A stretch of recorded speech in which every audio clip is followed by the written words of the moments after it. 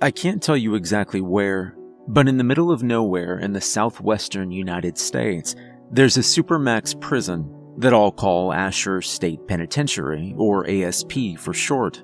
That's not its real name, but it'll do. Now, as with most maximum security prisons, there are some genuinely sick people there. Murderers, psychopaths, rapists. You know, the kinds of people who can probably never be allowed back into society. A lot of people claim that it simply isn't possible to escape from this prison. And maybe they're right. I really hope that they are. Not because I'm afraid of the sickos they've got in the cells. I mean, I am. Of course I am.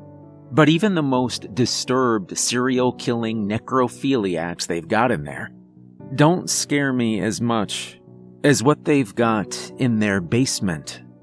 I don't think most of the regular staff is fully aware of the prison's other inmates. I've heard rumors that some of the guards are aware that something is up, but they either don't care or they know better than to ask questions.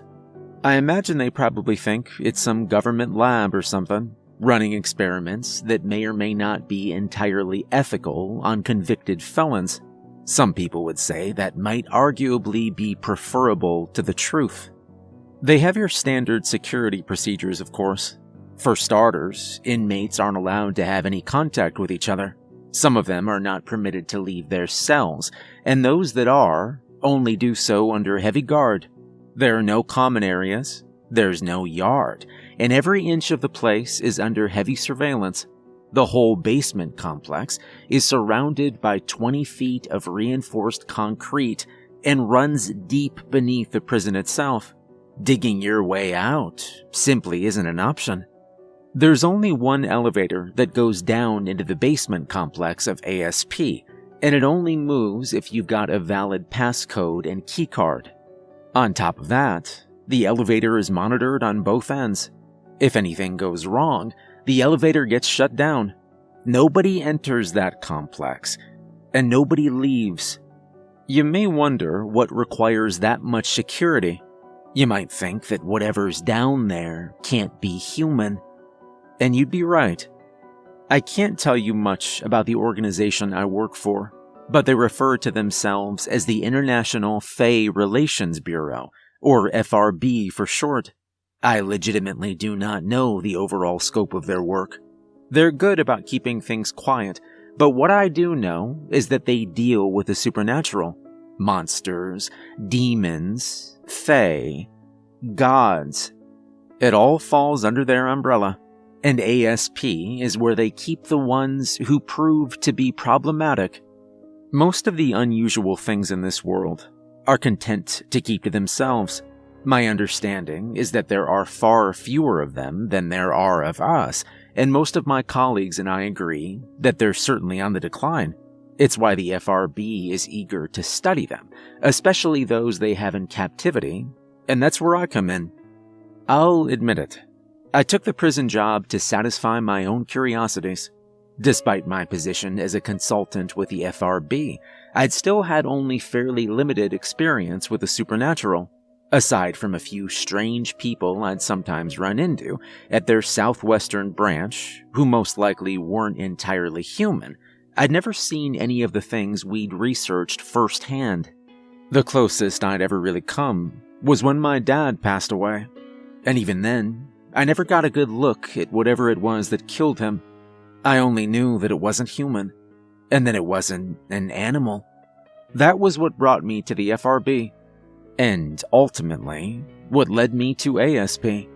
I'd been reading about these things for years. I'd seen footage that most people would never get the chance to see, but I'd never actually laid eyes on anything truly supernatural.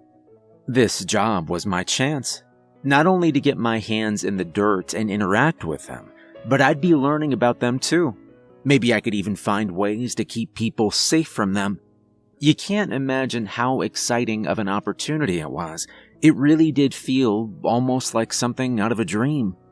I'm sure that on my first day working at ASP, I was the only person walking into that dreary place with a legitimate smile on my face. I was met at the door by a tall and heavy-set man with kind eyes. He had a warm but tiny smile that seemed just a little out of place given everything I knew about Ashurst. "Dr. Barry," he said, obviously recognizing me as he went in for a handshake. "Welcome to Ashurst. It's nice to finally meet you. The name's Bob Hitch. The warden asked me to meet you here." "It's nice to be here," I replied, trying to match his smile. He had an absolutely crushing handshake that didn't last for long. "Well, I'm glad you think so. This wasn't an easy position to fill. Ashurst doesn't exactly have the greatest reputation in the first place. I'm sure you can imagine why." "I've heard some rumors," I said as he led me inside. Bob flashed his keycard to one of the guards in the front entrance, who gave him a nod. He turned down a sterile hallway, lit with fluorescent lights, and I followed him closely. "A lot of them are true," he said. "We don't typically deal with gen pop, but you'll still see and hear things. Part of the job, I'm afraid." "It can't be as bad as the inmates we're dealing with downstairs," I replied, half joking. Bob didn't seem amused. "You'd be surprised and disappointed to know just how similar the two are," he replied. Up ahead was a barred metal door that we stopped in front of. Bob looked up at a security camera in the corner of the ceiling and flashed a weary smile before a buzzer sounded and the door opened. We walked past a security booth where Bob stopped to show his ID to the guard there. "Morning, Mikey. We've got some new blood with us today." The stone-faced man in the booth glanced at me before scanning Bob's ID. He didn't respond to Bob's comment before he buzzed us through another door that led to a steel elevator door. "I assume you've been briefed on our security protocols here, correct?" he asked as we approached the elevator. He scanned a different keycard to summon it. "I was, yes. The keycards, the concrete, the surveillance." "Good. Saves me that part of the tour." He gestured for me to step into the elevator and pressed his thumb against a pad to be scanned before we descended. The ride down felt longer than it should have, but maybe it was just my nerves. "You'll be joining our research team, working under Dr. Jason Hendricks. He's all right. For the most part, they observe the behavior of our inmates, although on occasion you'll be asked to interview some of the more talkative ones. Under supervision, of course. Some of the shit we've got down here is a whole new level of dangerous. Best not to take any chances." "Of course," I said, and I paused a moment before asking, "How long since you've had a major incident?" "Like an escape? Never. We've had a few attempts, and we've had to put down a few of the more determined ones, but that's it. Our warden has one hell of a record when it comes to safety. She takes a lot of pride in that." "She?" "Elizabeth Parker, yes. She's been running this place for almost 35, 40 years. I think she's been the one in charge ever since they opened it up. It might be best to let you know up front that she's not entirely human. Vampire. You know how it is." Wait. So the warden is an actual vampire?" I asked, a little surprised. That hadn't been mentioned in the brief I'd gotten. "Yeah, that she is. I figure the FRB thought it might look better to have someone who wasn't fully human running the show down here. It's probably for the best. A lot of our staff are also either fae or empowered beings. Werewolves, vampires, mediums. Best to fight fire with fire, right?" "So, what are you?" I asked, almost a little cautiously. "I'm the head of the research division." "Right. Got it," I said with a nod before the elevator doors opened. I was greeted by the sight of another sterile hallway, although this one seemed a lot busier. Bob checked us in at a security checkpoint in front of the elevator door, before a final barred door opened to allow us into the hallway itself. "Welcome to the basement, Dr. Barry," Bob said as we stepped through. "Let me introduce you to the team." My first few weeks at ASP went about as well as I'd hoped they would. There was a slight adjustment period, to be sure, having never seen any actual fae or supernatural beings before. It was hard to figure out who was what. Just about everyone passed for a normal human at a glance, but in time, I did start to pick up on the subtleties that set them apart. Most of the guards were werewolves. You could usually tell by how chummy they were with everyone. I would have thought they'd have some sort of pack mentality, but if anything, they were just high energy and sociable. It turns out that werewolves are actually just really nice people. And that is not a sentence I ever thought I'd get to say. A lot of my coworkers on the research side ended up being vampires. They were a little easier to pick out, namely because the stereotypes are mostly true. They were pale, usually quiet, and kept to themselves. I never saw any of them eat either, although I also never saw any of them bite anyone. I still don't actually know how they feed, and I don't really want to ask. The fae and mediums were harder to pick out. Sometimes I'd catch a coworker moving something without touching it, or I'd see something a little strange and that would give it away. But without that, it was never obvious. Even if I couldn't figure out with perfect accuracy just who was what, it didn't make the overall experience any less exciting. For the first time in my life, I saw the creatures I'd been researching for years up close, and it was both breathtaking and disturbing. I'm not at liberty to share most of it, and what I could share would fill up pages and pages. There was so much, and it was beautiful. It was everything I'd ever wanted, and I suppose I really should have known better. Maybe then, I wouldn't have been stupid enough to try and talk to Vikram. I suppose it's an inherent flaw of humans to want to categorize things into neat little boxes, isn't it? Maybe it's just some doomed desire to understand that which we cannot comprehend. Either way, the FRB is just as guilty of that little sin as the rest of humanity is. They categorize entities into 5, technically 6, classes. Class 1 entities aren't dangerous. They're either small enough to pose no danger or outright benevolent. Things like mediums and most ghosts, for instance. Class 2 entities are actually dangerous, but only incidentally. Things like some of the more predatory fae or ghouls. Sure, they can kill you, and some of them might just do it because they can, but they aren't outright looking to hurt anyone. Class 3 entities are dangerous on a larger scale. Things like more powerful forms of fae and whatnot. Generally, the FRB had to put them down when they encountered them, although a few still ended up in containment. A lot of what was held at that prison were either these or Class 2s. Class 4 is where it gets interesting. These are the things that could probably wipe out humanity if they were left to their own devices. I could only think of a couple of Class 4s who were held in ASP. And even then, they were held under the strictest of containment protocols. Then, last but not least, came the Class 5s. Class 5 is reserved for the things that would flat out destroy the world as we know it if given the chance. 9 times out of 10, these were gods.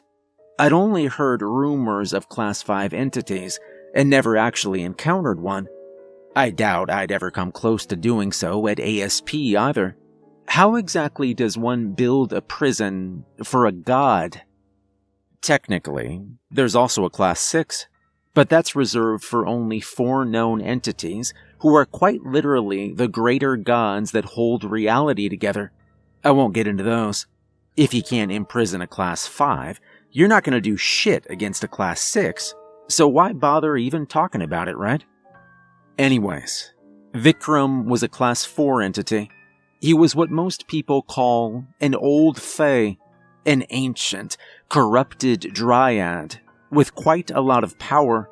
From what I've read about the old fae, they're technically just a few steps down from being gods, and each can be contacted in their own special way. For the weaker ones, You just need to make your way through the woods and follow the right path. But for the more powerful ones, well, let's just say it gets complicated. Human sacrifice levels of complicated. Most old Fae are considered class 3 at worst, but Vikram was a special exception. As old Fae went, he was one of the more powerful ones. If I recall correctly, performing his ritual had involved carving an ocarina out of the skull of an infant and playing it in a special clearing. He was brought into captivity after dragging a small town into whatever weird dimension the old Fae typically hide in, and keeping them there for a few centuries just for shits and giggles. Since the FRB had no idea on how to kill an old Fae, they'd opted to contain him. I guess it wasn't all bad. Supposedly, Vikram could have answered a lot of lingering questions we had about dryads and the old Fae if he'd wanted to. But that was sort of where the problem started. He didn't want to. I first saw old Vikram about 3 weeks after starting at the ASP. Dr. Hendricks had put me on a team to analyze the footage from his cell. The whole point had been to take notes on his reactions to certain substances he'd been exposed to. I suppose the whole idea had been to see if anything we tried could actually hurt him, but neither Dr. Hendricks or any of my coworkers ever said that out loud. I remember the first time I saw him on a recording. My team and I had set up a television in a quiet boardroom. The week before, a small team of guards had attempted maintenance on old Vikram's cell using a solution of vinegar and salt water. I'm not sure where they'd come up with the idea, but I suppose it was worth a shot. The footage we were shown depicted a few men in hazmat suits entering the cell through the airlock. Old Vikram himself wasn't even visible on the screen. Someone else had told me before that he didn't like being seen. But even if he wasn't visible, there was evidence that he was there all right. You could see the dense foliage growing from the back of his cell toward the airlock. Spreading plant life is something that dryads just sort of do, and the old Fae are no exception. I watched as the men in suits sprayed down his foliage before they retreated out the airlock unmolested. I'll admit, giving everything I'd heard about things like old Vikram, I hadn't expected him to just let them leave. But I suppose this was a more controlled situation than what one might find out in the wild. From there, we watched to see if the vinegar solution had any effect. Boring stuff, really. I wish I could say that it wasn't a complete waste of time, but it absolutely was. Salt and vinegar, various types of weed killer, new variations they developed. None of it worked. Even if it normally should have killed the plant life in there, it didn't do jack shit as long as he was in there. Old Vikram was content to ignore them, and they kept away from the back of his cell where he was hidden amongst the foliage. His camouflage was damn good, too. Looking straight into his cell, it was impossible to see him. The only way we knew he was even still in there was because of some of the readings from inside the cell, confirming that something was definitely alive in there. I remember it was after about a week of watching the security team waste their time and hours that I finally asked Hendricks the $1 million question that had crossed my mind. You guys ever think to just interview the big guy? We'd been receiving one of the last rounds of testing that had utilized a variant of Agent Orange that some idiot had modified to be even more dangerous, and I'll admit that my question mainly came from a place of frustration. "What? Old Vikram?" Hendricks asked, looking over at me. He scoffed. "Old Fae like him aren't known to be all that talkative, unless you've got something to offer 'em." "So, what have we got to offer him, then?" "It's not a question of we. It would probably depend on who's doing the interviewing. Old Fae always want something personal, something of value, and not always something tangible. They might take years off your lifespan, or memories of the people you love most. Dealing with them is risky. Interviewing him could end very badly." "I take it that nobody's volunteered then?" I asked. "Nobody's that stupid, Barry." Maybe I shouldn't have taken that as a challenge. Not to speak out of turn, but we're not exactly getting very far by watching the guards spray him with chemicals. I don't know. Maybe it's time to try a different approach. I mean, if at first you don't succeed, sometimes you just redefine success. Hendricks raised an eyebrow. "And you think trying to talk to him is going to yield results?" "Well, it can't hurt to try. I'll do it myself if I have to. Consider me your first volunteer." I knew that Hendricks wasn't taking me completely seriously, but I was about as serious as a heart attack. "All right, then," he finally said. "Tell you what, I'll have a word with Warden Parker, see if I can't get her to sign off on this, and then we'll talk about getting you in there." That was the best possible news I could have heard. Thank you. I'll do what I can to get something out of him, I promise. Hendricks still didn't look sold, but I couldn't have cared less. I'd already gotten everything I wanted out of him. It was a few days later that I got a visit from Warden Parker. It was fairly late in the evening. Most of the team had gone home. I'd stuck around to finish a report on an interview I'd had with another inmate when I heard the door to the lab close suddenly. The sound had made me jolt upright, and when I looked, I could see the figure of a woman standing by the doorway. She was tall and slender, with a pressed tan suit that fit her loosely. She wore a wicker cowboy hat on her head and aviator sunglasses, giving her a strange modern cowgirl look that seemed a little out of place at the ASP. That said, I knew who she was the moment I saw her. When she walked towards me, she moved with the smooth grace of a dancer. "Dr. Stephen Barry," she said, her voice low and almost condescending. Yeah, that's me. Warden Parker, I presume." "The very same. I hear you're the one looking to chat with old Vikram." "I am, yes." She took off her aviators and hung them off her shirt.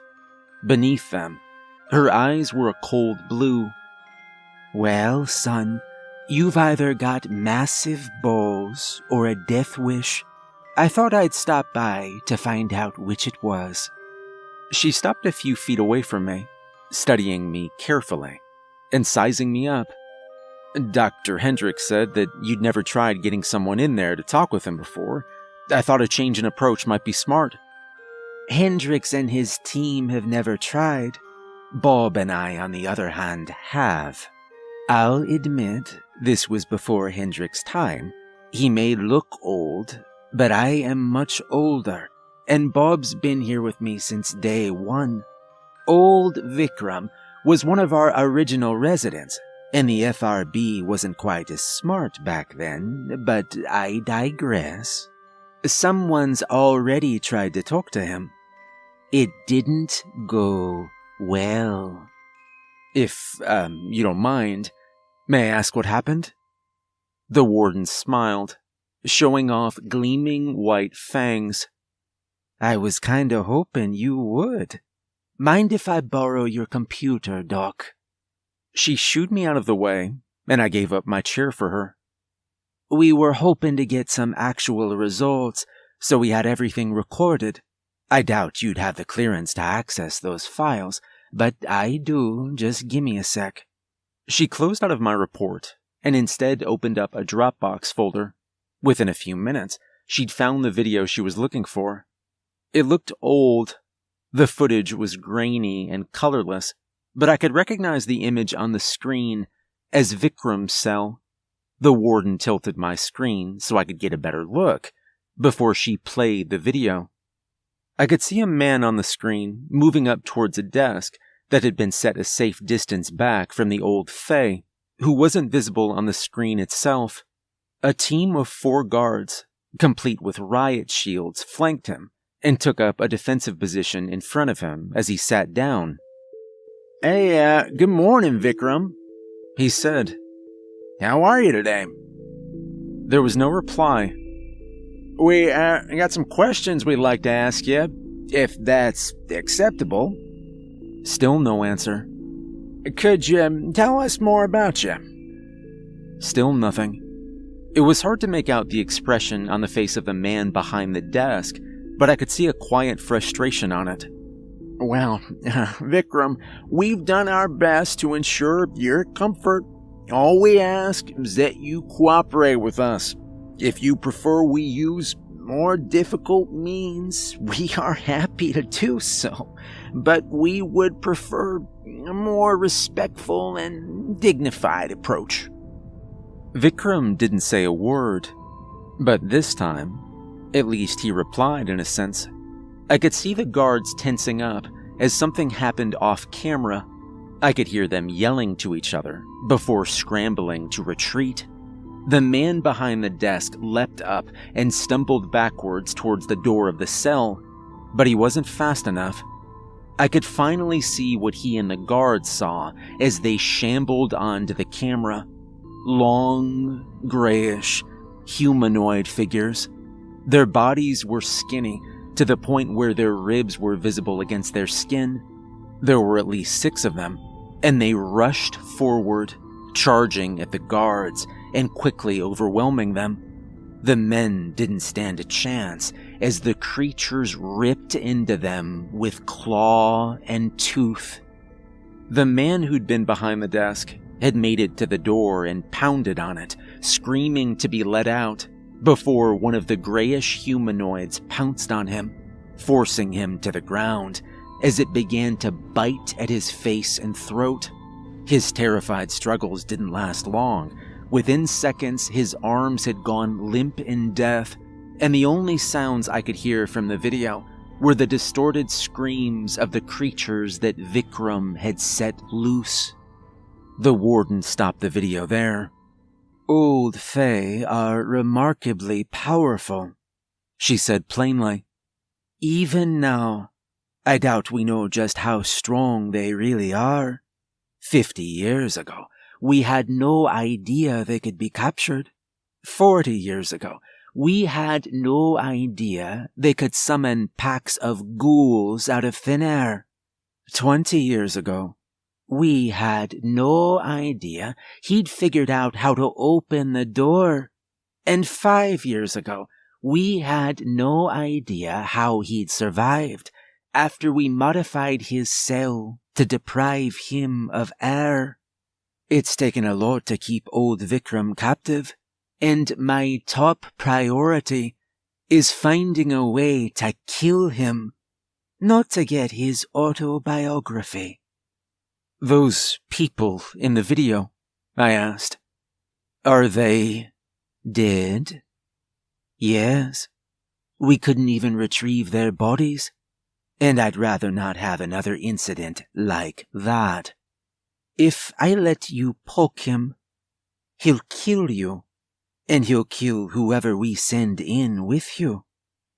I was silent for a moment, at a complete loss for words.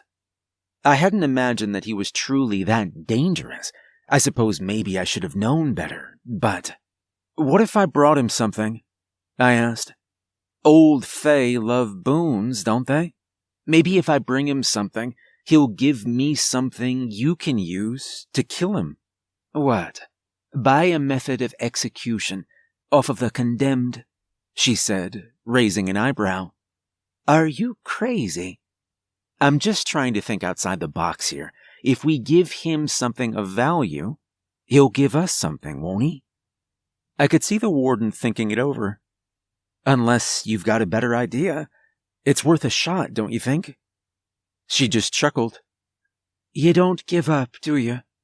Tell me something, Doctor. Why do you want to get in there so badly?"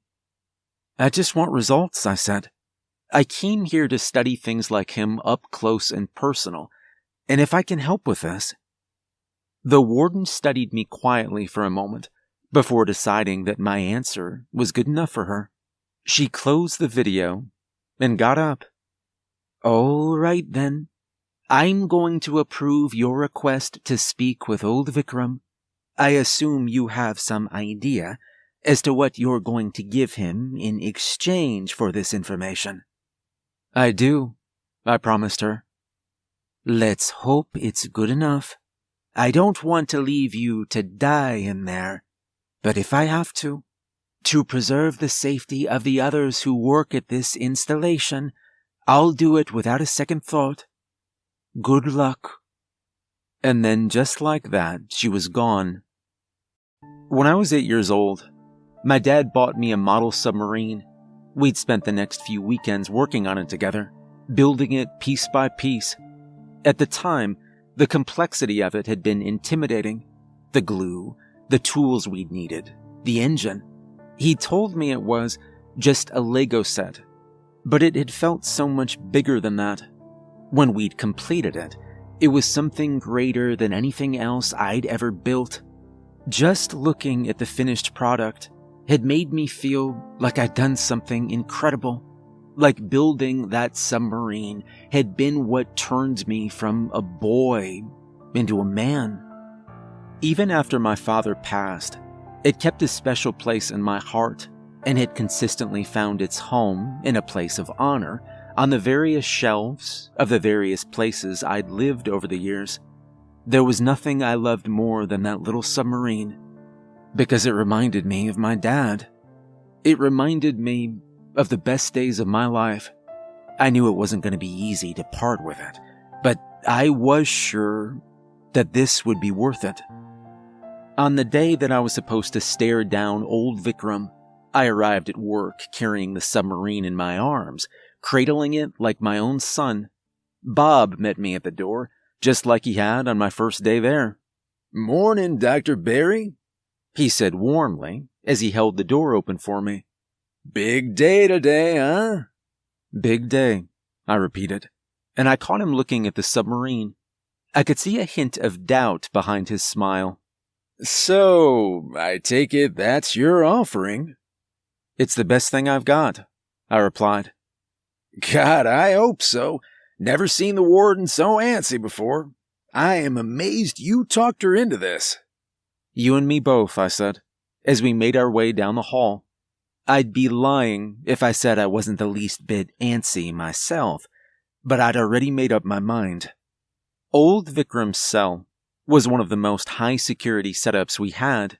It was away from the other cells and down a sealed-off hallway that could only be accessed from the outside. The door that separated it from the rest of the prison looked more like a massive vault door than anything else. It locked behind us as soon as we'd gone through. On the other side, I could see a control room that watched the inside of the cell through cameras and monitored both the vacuum-sealed state of the reinforced cell and several sensors to ensure that old Vikram was in there, even if they couldn't see him. I spotted Dr. Hendricks amongst the staff in the control room and traded a nod with him. "Well, well, it's the man of the hour himself," I heard a voice ahead of us say. The warden waited by the small airlock that granted access to old Vikram's cell. It had been designed to be too small for him to fit through. "There's still time to back out if you're having second thoughts. Nobody here would blame you in the slightest," she said. "And deny them a show?" I asked. "No, I'm as ready as I'm gonna get." I could see her studying me, looking for some trace of a lie. I'm not sure if she found one or not. "I'll take it from here, Bob," she said. Bob just gave her a respectful nod, then patted me on the shoulder. "Good luck, friend," he said, before heading off to the control room. The warden watched him go before her eyes returned to me. "We've sent some people in to set up a desk for you to sit at. I'd advise you stay at it. Whatever you do, don't cross the red line in the cell. If you sense anything out of place, leave immediately. If we can get you and your security detail out safely, we will. But in the very high possibility that we can't." "I understand," I said. I really hope you do." She looked down at the submarine in my hands. I couldn't tell if it was a look of approval or not. Either way, she didn't comment on it. "I'll be out here. We'll be sending you in momentarily. I'll have Bob seal the blast doors on the control center and in front of the vault, then we'll send you in. If things go bad, we'll have to vacuum seal the cell again, and if necessary, freeze it. If it's any consolation, it'll kill you quickly, assuming you're not already dead. Hopefully I'll see you on the other side. But if I don't, it was nice knowing you." Likewise, ma'am." She cracked a small smile before gesturing to a group of 8 guards who'd been lingering nearby to join me. Just like the ones in the video, most of them were equipped with riot shields, although I spotted 2 men with full-on flamethrowers. An alarm sounded as large metal doors closed over the entrance to the control room and the vault that led to the rest of the prison. My guards took their places by the airlock and entered first. The warden watched quietly before nodding at me to go inside after them. The door of the airlock closed and sealed behind me with a hiss, and I could feel the air around me change to become colder and more humid. The first thing I noticed when the airlock opened was the smell. It was moist, earthy, and a little sour. My security team fanned out around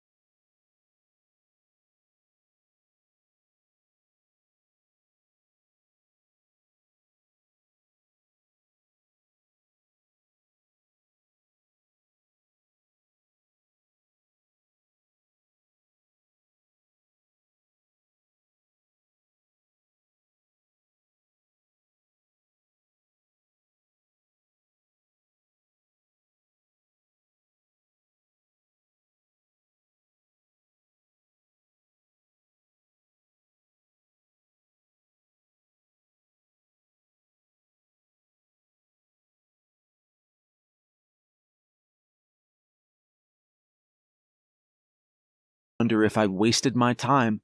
What if he didn't accept my offering? What if he didn't even want to speak with me? And then I saw it. The leaves on the far end of the room shifted. What I thought was just the bark of some impossible tree twitched and creaked as it moved. At first, it was impossible to make out the shape of its body. Limbs that seemed impossibly long detached from the wall, although I couldn't tell what was supposed to be an arm and what was supposed to be a leg. A large shape I'd initially mistaken for a burl of bark detached from the wall and turned to look at me. In the low light, I could see a skull-like face on it with pale, beady eyes that watched me closely. "An offering? How very quaint," a voice hissed as old Vikram revealed himself. His body seemed to be made of twisted, gnarled wood with branches and leaves jutting off of it. His limbs seemed impossibly thin, and yet he carried himself on all fours like a predator. "Too long has it been since one has offered tribute? and never before has one of your kind offered it." I could hear the groan of creaking wood in his voice as he surveyed me and my guards, seeming almost amused by the sight of them. "What is your game, human? What is it that you seek?"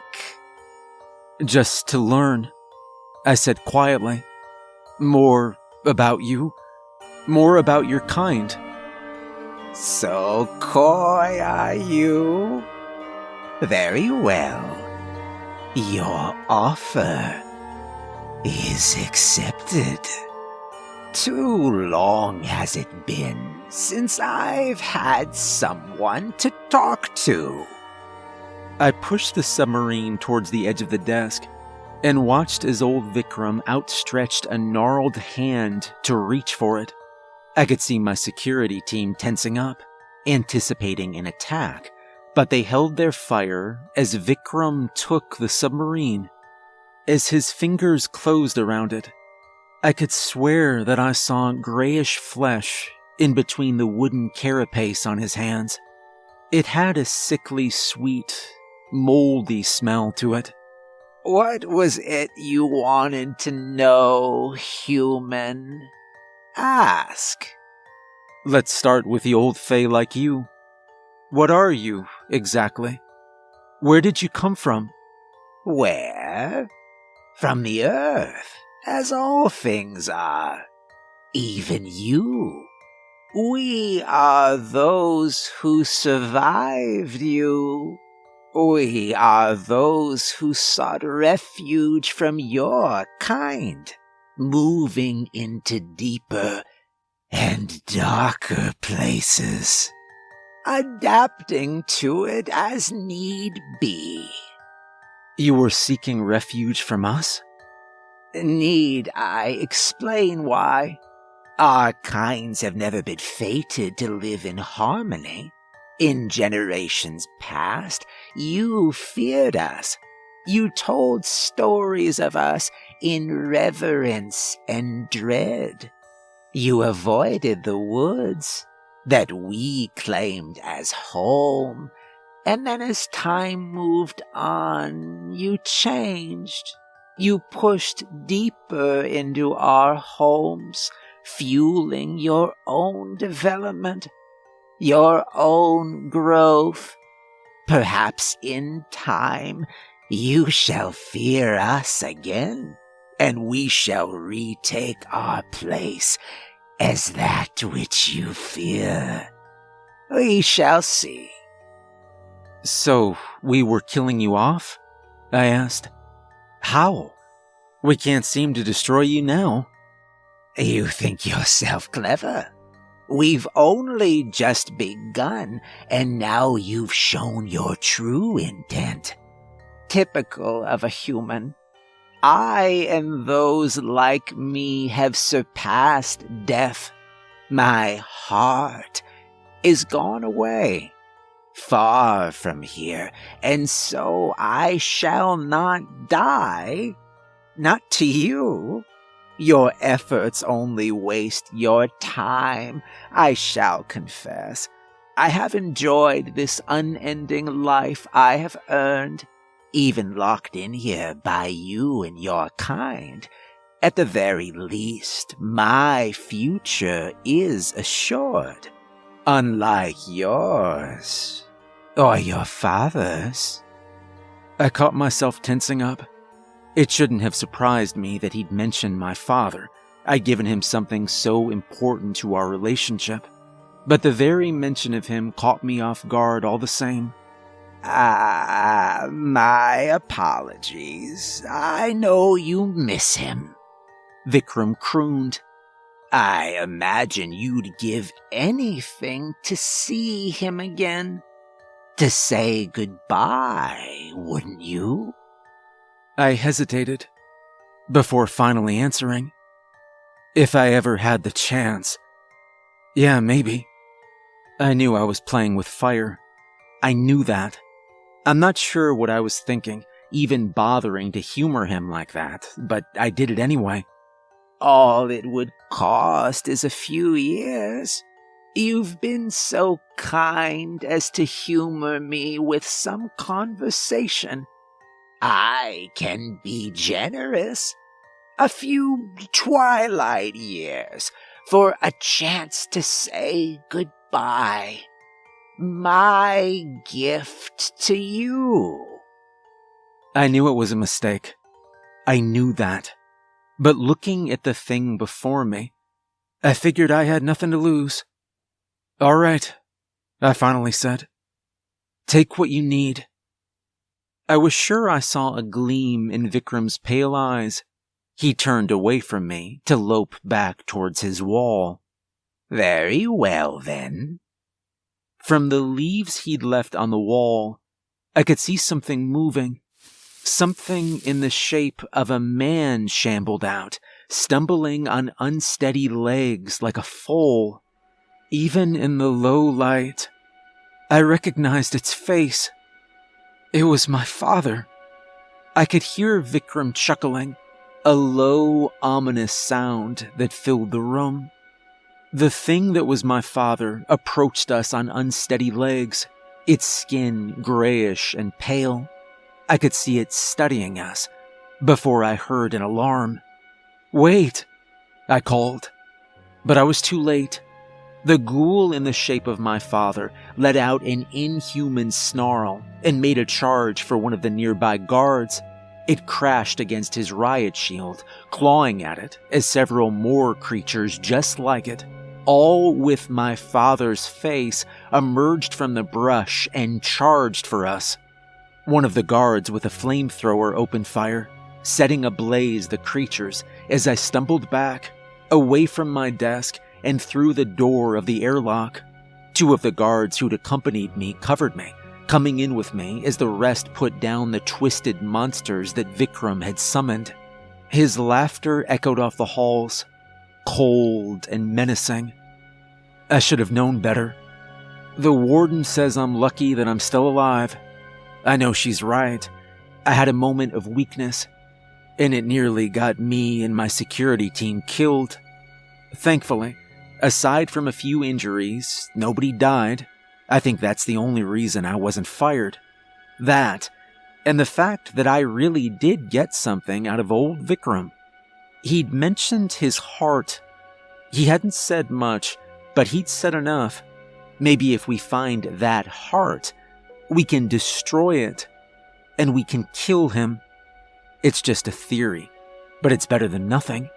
Now all I need is something to offer old Vikram, so he'll tell me exactly where to find it. Dr. Hendricks told me I'm lucky I still have a job after that stunt with old Vikram. I've got no regrets. I made some mistakes, sure. I should have known better than to trust a single word out of that creature's mouth. But when he brought up my father, well, I guess that was what it took for all sound judgment to go out the window. It's not a mistake I intend to make a second time. My name is Dr. Stephen Barry, and I've got a very unique job. I work at a prison in the southwestern United States that we'll call Asher State Penitentiary, since I legally can't disclose its actual name. Like any supermax, it's got its fair share of psychos, but I don't deal with them. No, I work in the basement where we keep the real monsters. Literally. Fae, sirens, werewolves, mimics, vampires. We've got them all, and we've got the worst of the worst. There's a certain measure of danger inherent to any of these creatures, but the ones at Ashurst are the ones that we can't allow to exist out in the world. The only reason they're still alive is because we either can't kill them, or they're too valuable to kill. Old Vikram was one of the ones who we couldn't kill, namely because we didn't know how. I'm hoping the little information I did get off of him will be enough to change that, but like I said before, I made a lapse in judgment. Just for that, I doubt I'll get a chance to continue my work with him anytime soon. I did try, of course. I requested a second opportunity to interview old Vikram, but Warden Parker shot it down. I don't blame her. All things considered, I'd say I took it all very well. and I don't mind the position I was reassigned to. I think it suits me. Dr. Hendricks gave me a rotating schedule of interviews, none quite as high profile as old Vikram. I mostly deal with the Class 2s, but I can't really complain. At least they're interesting. For example, one of my regulars is a siren named Kayla. She was booked a few months back for a string of murders north of the border, although she's about as far from Canadian as it gets with her country girl drawl. My interviews with her are always interesting. 9 times out of 10, she's already slipped her cuffs by the time I get into the room, although she never tries anything. Trust me, Doc. Much fun as it might be to pop your head like a grape, it ain't worth the trouble. I enjoy being alive, she said, the first time we met. The guards at the door don't give much of a shit. So relax. I'll be a good girl for you. I won't pretend as if the flirtatious undertone in her voice didn't get my blood pumping just a little. Sirens are almost universally gorgeous, and Kayla was no exception. With sun-kissed skin, shining brown eyes, and long brown hair that she usually tied back into a ponytail.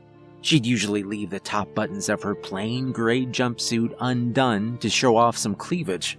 She had a figure that was both athletic and voluptuous, with curves in all the right places. She was the kind of girl who most people would probably do anything for. And knowing what she was, if you looked her dead in the eye without protection, you would do anything. You see, sirens have a few very unique traits. First and foremost, they're amphibious. They can manage on land just fine, but they need clean water to soak in, or else they'll dry out and die. Their second unique trait is just how adept they are at hunting. They're generally much stronger than your average person, and can overpower them fairly easily, although that's not how they usually hunt. Oh no, I'm not entirely sure how it works, but making direct eye contact with a siren can have a certain effect on a person. Just a passing glance, and you'll literally do almost whatever they say. It's not exactly foolproof. Some people can resist it, others crumple like paper, and there's always a limit to just how far they can push someone. It always varies depending on how strong that person is, versus just how strong the siren is, and to my knowledge, their little ability doesn't work on everyone. For example, vampires, mediums, and most fae are immune to it. As a rule, whenever any one of our staff interacted with a siren, there was a particular visor we needed to wear. I can't tell you what exactly they treated it with, but the whole point was to negate the hypnosis effect of looking them in the eye. Everyone had to wear them, regardless if they were susceptible or not, just as a safety precaution. As for the third unique thing about sirens, they're hemivores, which means they need fresh blood in their diet to survive. 9 times out of 10, it ends up being human blood. I heard a theory once, Kayla had said to me once.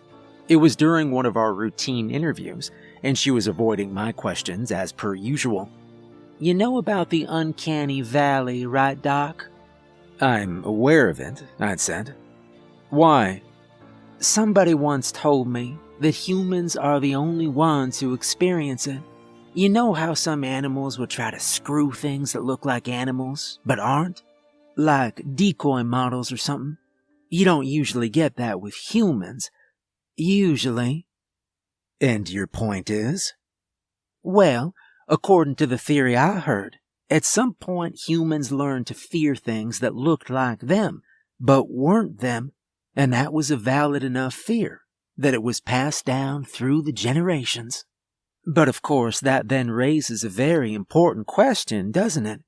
Just what was it that you people were so afraid of? Does your theory have any suggestions as to what this thing was? I asked. Nah, but I think I do. She leaned in towards me, grinning from ear to ear like the cat that ate the canary. I think it was us. Fae. Monsters. Whatever the hell terms you folks use, I mean, If the shoe fits, right? We're your only natural predator. Things like me. We're the only things out there that hunt you for food. My brow furrowed a little. I made a note of what she said, and she watched me. It's possible. The only problem I can see with your interpretation of that theory is that we're working closely with several of your kind, and there's no predator-prey relationship there. Oh my, Doctor. Are you talking all sciencey to me now? Well then here's my counter-hypothesis. They've all lost their way. But me? I'm one of the few who still remembers what I am. What I've always been. For the past 500 years. And look what that got you. I imagine that kind of attitude is what led to your excommunication from your former community and subsequent rampage across the province of Ontario, where you killed 30 people? Kayla just scoffed and leaned back in her chair. Oh, I told you, I don't remember how many there were. As for where I put the bodies, well, that's my little secret. I never asked about the bodies. We've danced this dance before, Doc. You were about to slip it in somewhere. She absent-mindedly pushed her empty cuffs around the table. I only ask because we'd like to give the families of your victims closure. You can respect that, can't you? Honey, I don't do happy endings. Although for you, I might make an exception. She cracked a small grin, exposing a row of jagged animal fangs. How about you slip into my cell one night? I promise I won't tell the guards. That's a generous offer, but I'll pass. My watch beeped and I checked it. Our time was up. I collected my notes and Kayla sighed. Aww, is our 30 minutes up already? Same time next week, Doc. Have a nice evening, Kayla. She just chuckled in response. She winked at me before the guards entered the room from behind her. She put up no fight as they put a pair of fresh cuffs on her, and I left the interview room behind. After I was done with Kayla, I headed back to my cubicle and logged my results from her interview, although I can't say she'd given me much, as per usual. My brief had been able to get further info on the number and final resting places of her victims. I hate the concept of calling anyone a lost cause, although after over a month of working with her, I was sure that she was never going to talk. At least our chats were interesting, and she was more subdued than most of the other inmates I dealt with. I was mostly done with my report when I heard the door to the office space open and close. Given that it was fairly late in the day, I was one of the few people still in the office, and that alone told me who it probably was. The footsteps made a beeline straight from my desk, moving quickly and with purpose. Good evening, Dr. Barry, the warden said. Her voice was calm, so I took that as a good sign. Warden, I said, looking over to give her a polite nod. How are you doing? Great. Still trying to figure out the source of that damn ozone smell they keep complaining about in the server room, but otherwise great. Still? Seriously? If it's not one thing, it's another. She sighed. I assume you're logging in the results of your siren interview, correct? Yes, ma'am. And after that, I'm out for the evening. The look in her eye told me I wasn't about to head home. Well, I'd hate to keep you, but if you've got a moment, we need someone to have a little chat with Malachi down in Sector 2. I knew Malachi. He wasn't on our usual rosters of interviews, but I'd dealt with him before. He was a vampire, a very old and ornery one, too. As far as we knew, he'd been kicking around since at least the time of Emperor Nero, and he could have been much older. He wasn't usually one for conversation, so there was really no way to tell for sure. What kind of chat? One of the guards caught him reading something in his cell yesterday. This she said. She slipped something out of her pocket and placed it on my desk. Looking at it, it looked like a crumpled up piece of toilet paper. Something had been gently scrawled on it in pen, but I couldn't make heads or tails of it. The language wasn't one that I recognized. "You found this in Malachi's cell?" I asked, frowning. "This and a few others. Looks to me like he's made a friend. We've been running checks on various cells while the occupants were otherwise either subdued or out. Balkan, Kayla, Lay, Darren. The list goes on.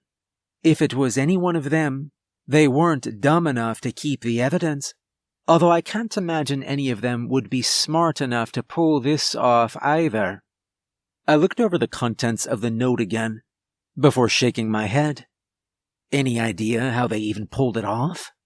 "If I knew that, you'd be on your way home by now," the warden said. "I've had Malachi sent to room 205. I'm hoping you can get something out of him." "Well, I'm honored to have your trust," I replied, before I glanced back at my computer and closed out my report. This was far more important. I'll see what I can do. The best way to describe Malachi would be to call him a stereotype. I knew vampires. Hell, I worked with them. Aside from being a little bit pale, it was hard to tell that anything was immediately off with them.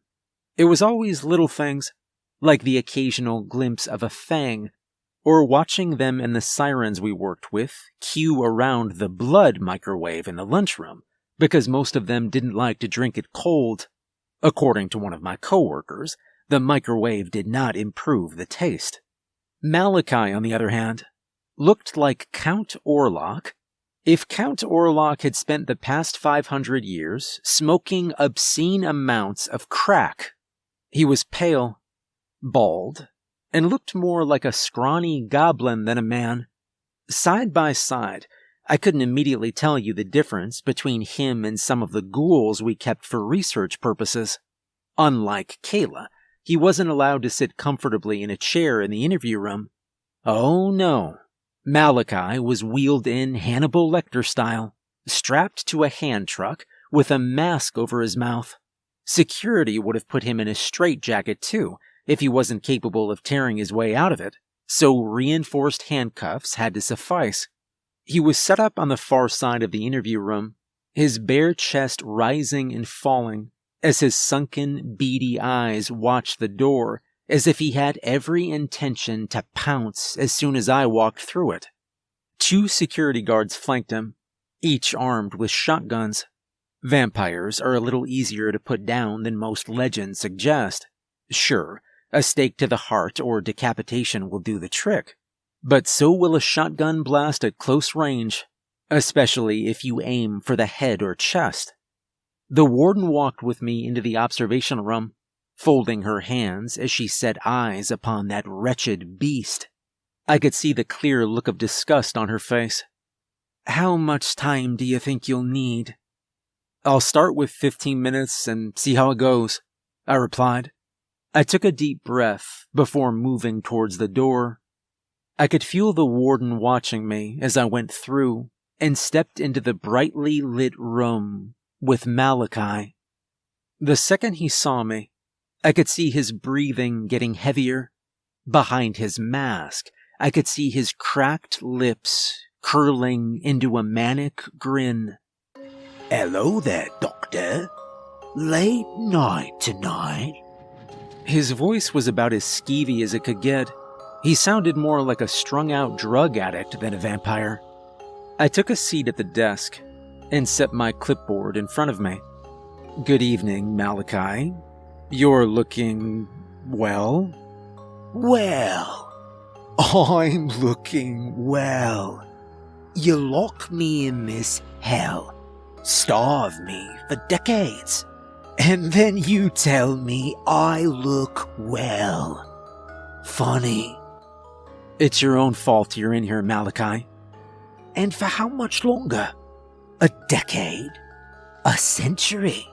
Or does that scheming whore intend to keep me locked in here forever, feeding me tainted blood until I finally die? You want to know how I feel?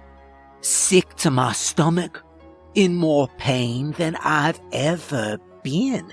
And then, of course, she decided to wheel me out here to harass me one last time.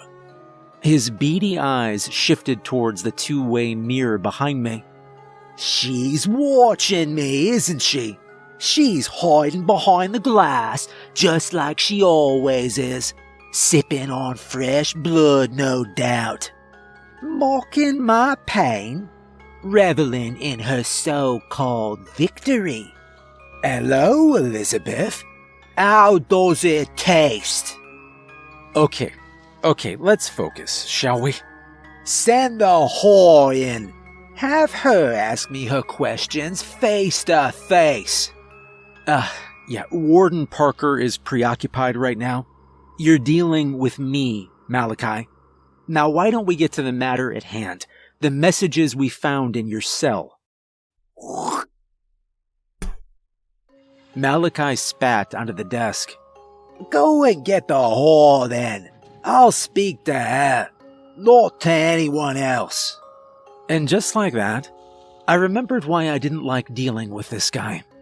I've got a special message for Elizabeth Parker from William Carrington himself. I'd appreciate the opportunity to deliver it to her before he shows up to rip her pretty head off her shoulders. Is William Carrington the one who sent you these messages? I asked. Oddly, he's not a man and would not waste his time on the likes of me anymore. I'm already dead. Besides, I have other friends. Newer friends. I think you might like them, Doctor. Why don't you tell me about your new friend? I said. What kinds of things do you two talk about? You are very nosy, aren't you? You've stripped me of me dignity, starved me, and now you feel the need to supervise my personal correspondences.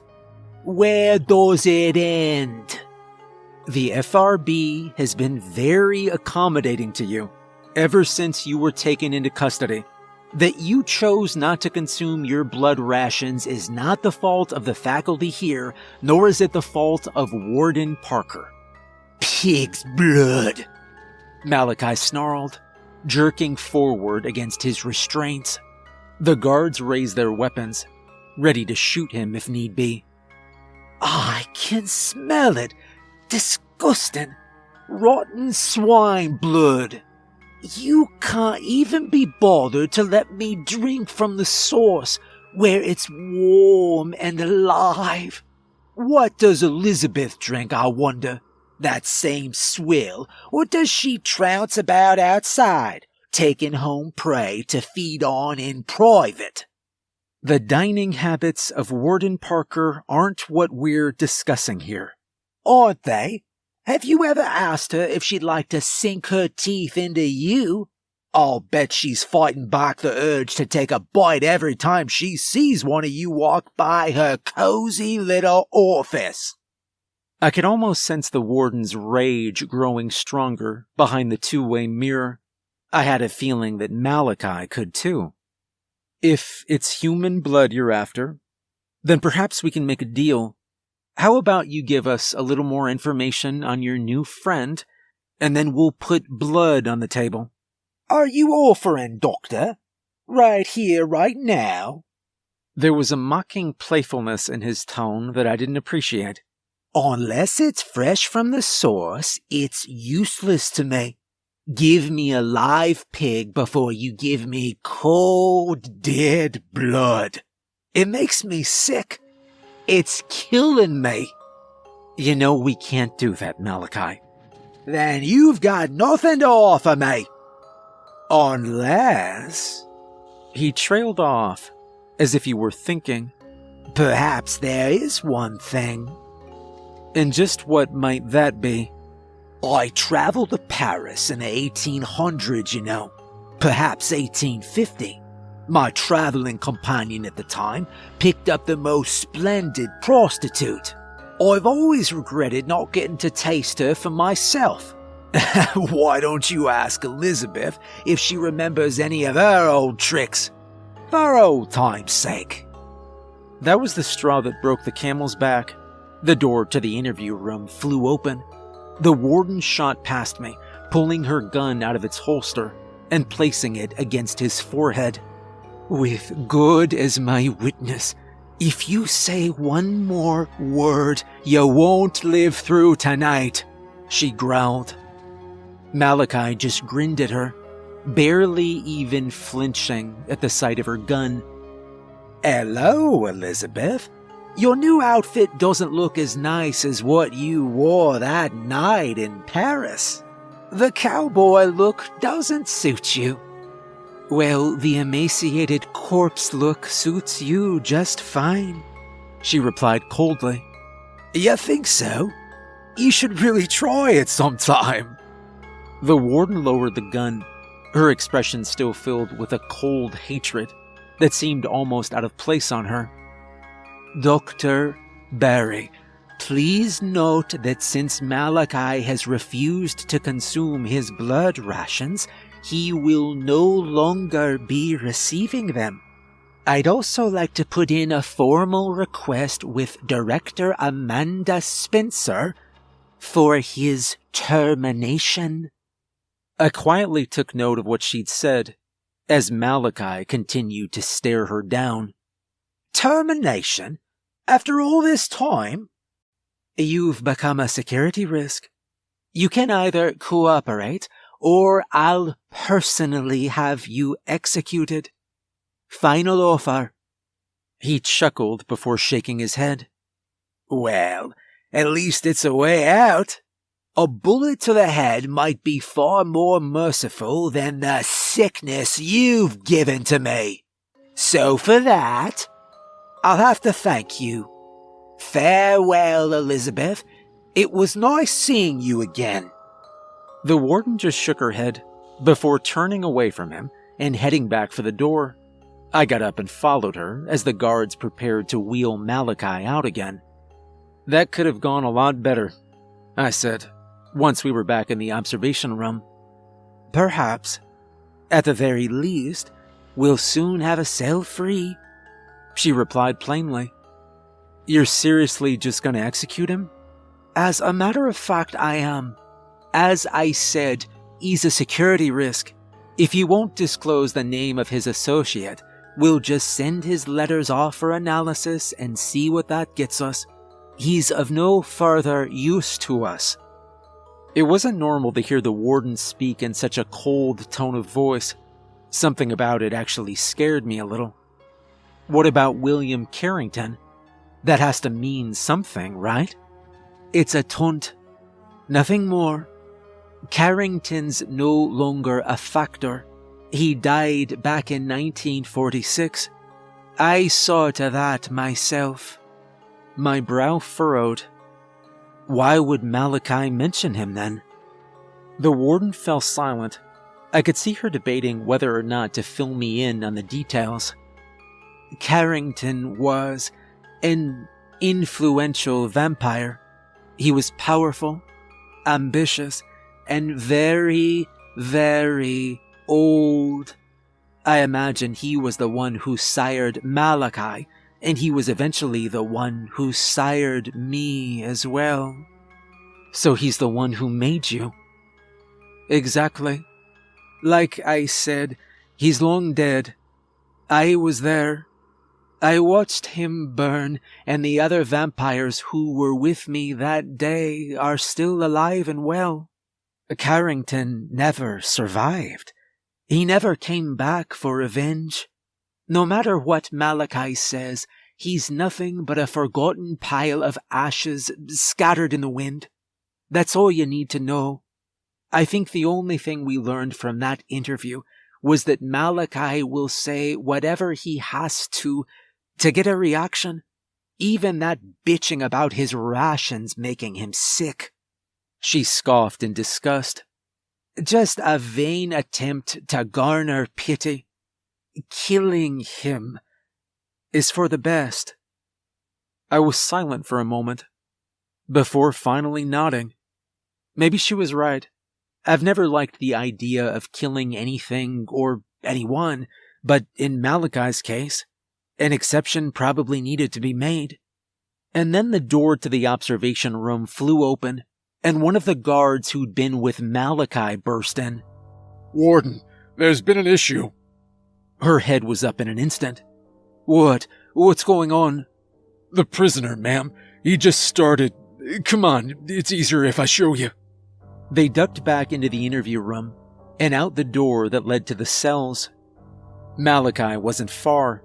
He was still propped up on his hand truck, although black blood seemed to dribble from his mouth. His body was shaking violently, and his eyes had rolled up into his skull. The other guard was trying to hold him still, although he only barely managed. "Ma'am, he just started convulsing. And the blood." As soon as it was mentioned, a fresh torrent of blackish blood poured out of Malachi's mouth. He seemed to retch and struggle to breathe for a moment, before whimpering in pain. "Ma'am?" the guard called. "Ma'am, what do we do?" The warden stood still, staring at Malachi, unsure of what to make of this. I could see her choosing her response carefully, although when she spoke, what she said shocked me. "Get him back to his cell now." "Ma'am?" the guard asked, clearly confused. "I said now." "Warden, he's puking up blood and convulsing," I said. We need to send him to medical." "Medical? For him? He doesn't get sick. He's faking it." If he was faking it, he was doing a damn good job. His breathing seemed heavy and labored. His body twisted in on itself as he retched, spilling more black blood out onto the floor. I was sure I saw actual fear in his eyes. "This doesn't look fake," one of the guards said. "Warden, come on." I could see her second-guessing herself. She remained still, trying to go through her options as quickly as possible, before shaking her head and swearing under her breath. "God damn it. Fine, get him to medical, and keep a damn gun on him at all times." The guards didn't need to be told twice. On her order, they immediately hauled Malachi down the hall towards the medical wing. I followed at a jog, watching as his condition seemed to get worse.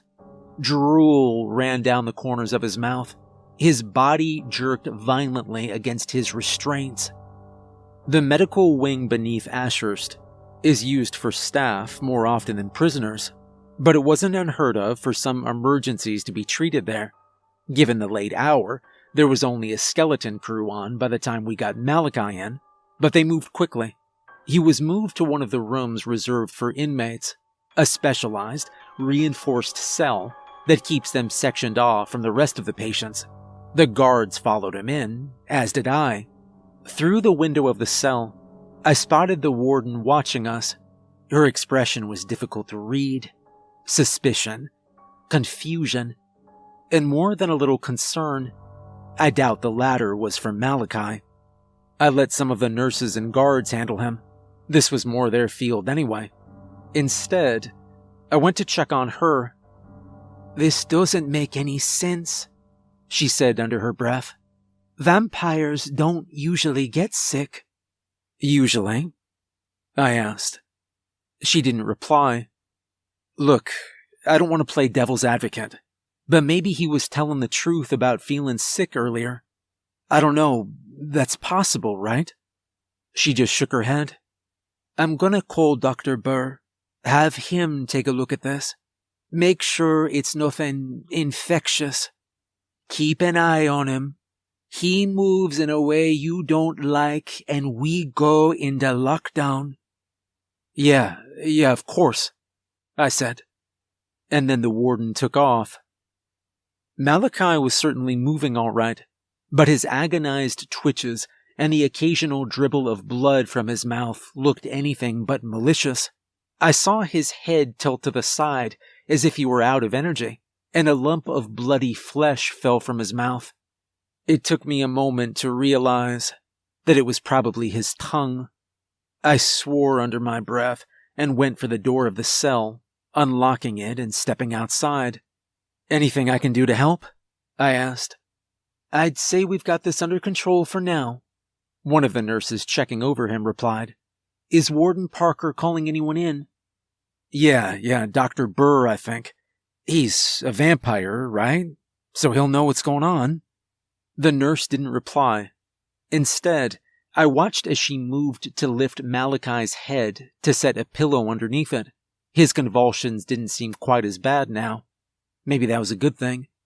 Unlike the guards, nobody was trying to restrain him this time, and the two guards who'd kept an eye on him had retreated to the far wall just to watch him. "Have you ever seen this before?" "Not on a vampire, no," the nurse said. "We'll wait on Dr. Burr. We'll see what he says." She looked up to speak to the other nurse in the room, although whatever she was going to say, she never got the chance. Malachi's uncuffed hand shot up, seizing the other nurse by the throat. With one sudden, violent push, he hurled her towards the two guards who'd been escorting him, dashing them together and sending them all to the floor. I leapt back a step, watching as Malachi tore at the straps keeping him secured to the truck. They snapped as if they were made of licorice. His mouth was stained with blackish blood, but a manic grin had crossed his lips as he sat up.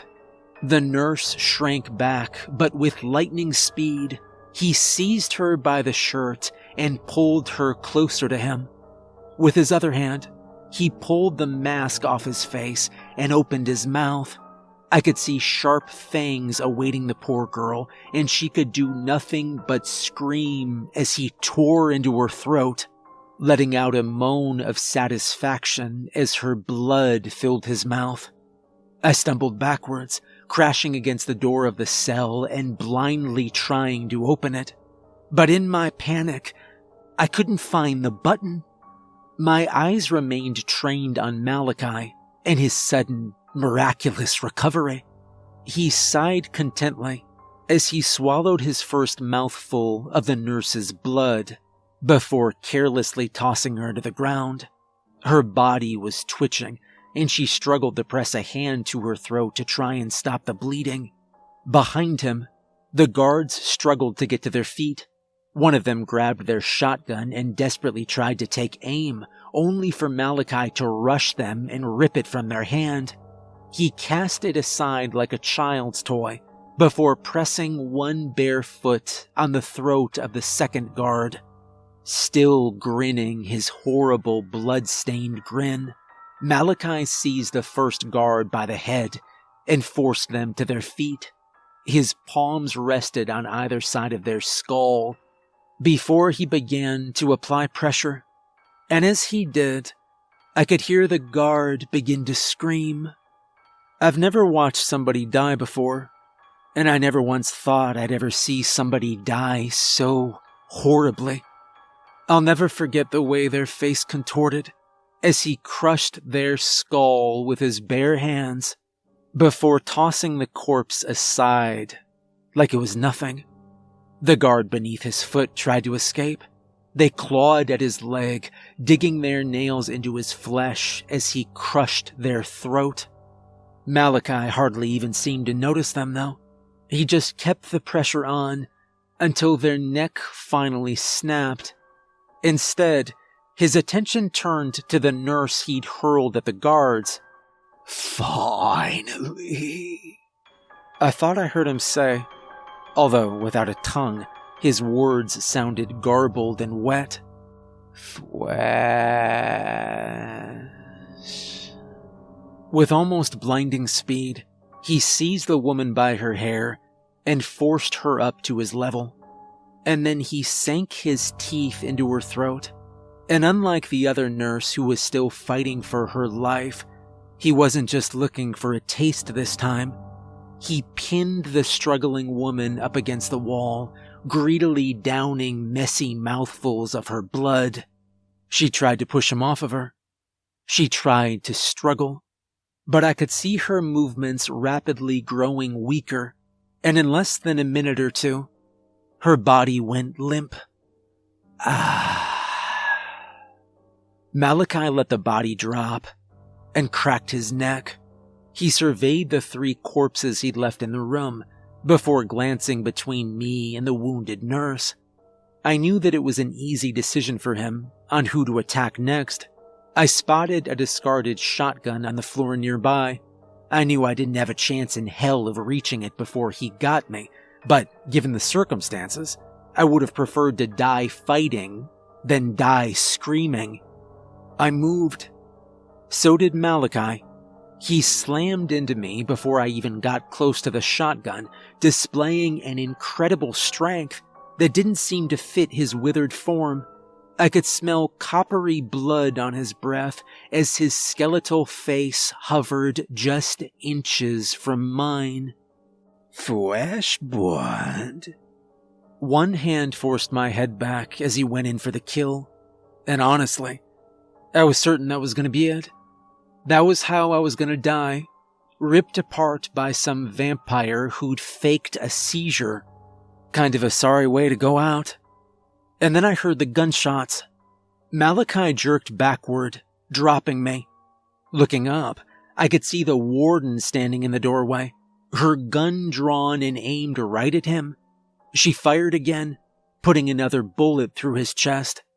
I don't know what caliber she was using, but it put one hell of a hole in him. Immediately, I scrambled out of the way, rushing to the bleeding nurse and trying to help her keep pressure on the wound. It seemed like the only sensible thing to do at that moment. I could hear the warden's gun go off again and again. Looking back, I watched as Malachi slumped against the far wall of the cell, leaving a trail of dark blood smeared against it. His breathing had grown heavy again, but this time, there was no medical condition to fake. This time, I was sure I could hear him laughing. The warden glared down at him before firing her last 2 bullets into his skull.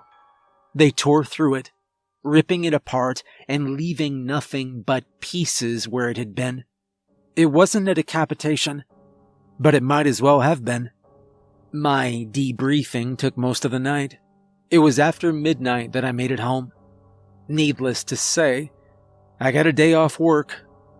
I suppose I should know by now not to trust a single thing anything locked in the basement of Ashurst says to you, no matter how convincing it is. But I guess even the best of us have our slip-ups. At least only 3 people died, not 5. It's a small consolation, but I'll take it. Malachi's corpse was burned, as per protocol, and that was more or less the end of that. Well, almost the end of that. There's one thing that doesn't quite make sense to me. Malachi was handcuffed from the moment that he left his cell to the moment that he entered the cell in the medical wing. I don't think anybody knows how he got out. Well, nobody except for me. I've still got the message he received. I'm hardly a linguist, but I'd still say I did pretty good, all things considered. I don't know much about the Salonin language, other than that it's been considered dead since the 1950s. Maybe my rough translation is wrong, but if it's not, then Malachi's mysterious friend was talking about how to dislocate your wrist to slip out of handcuffs. They were giving pretty detailed instructions too.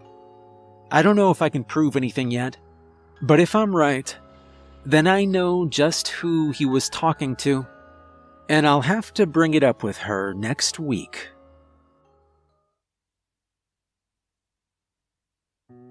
If you've been following me up to this point, you'll know that Ashurst is a little more than just your regular prison.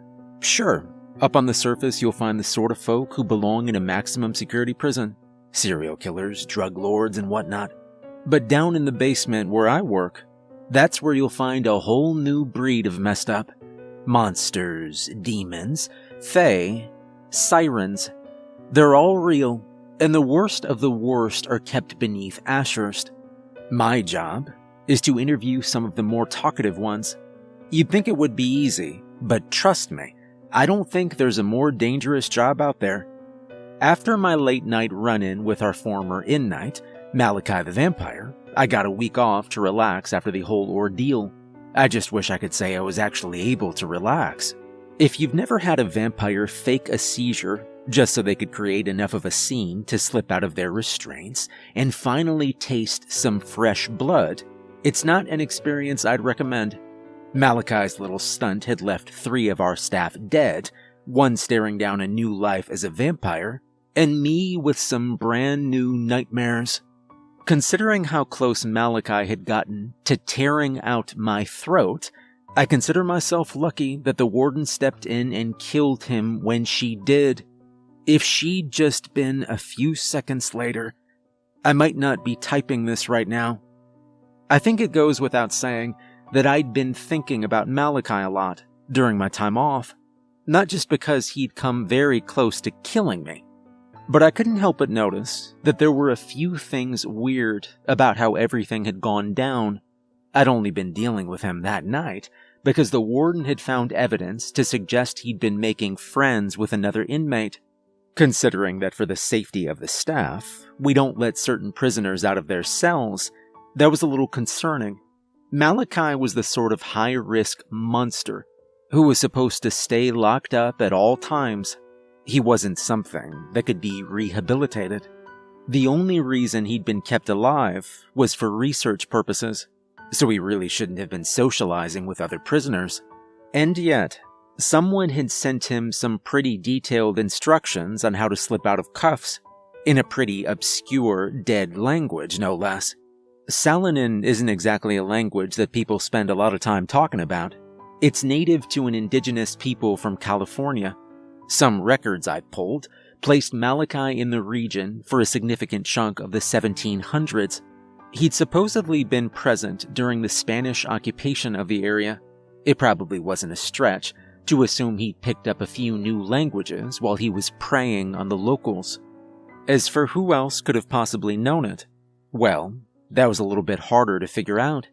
I could have spent months going through the history of every ancient inmate at the prison, trying to track their movements over the past few centuries, and I probably would have come up with nothing.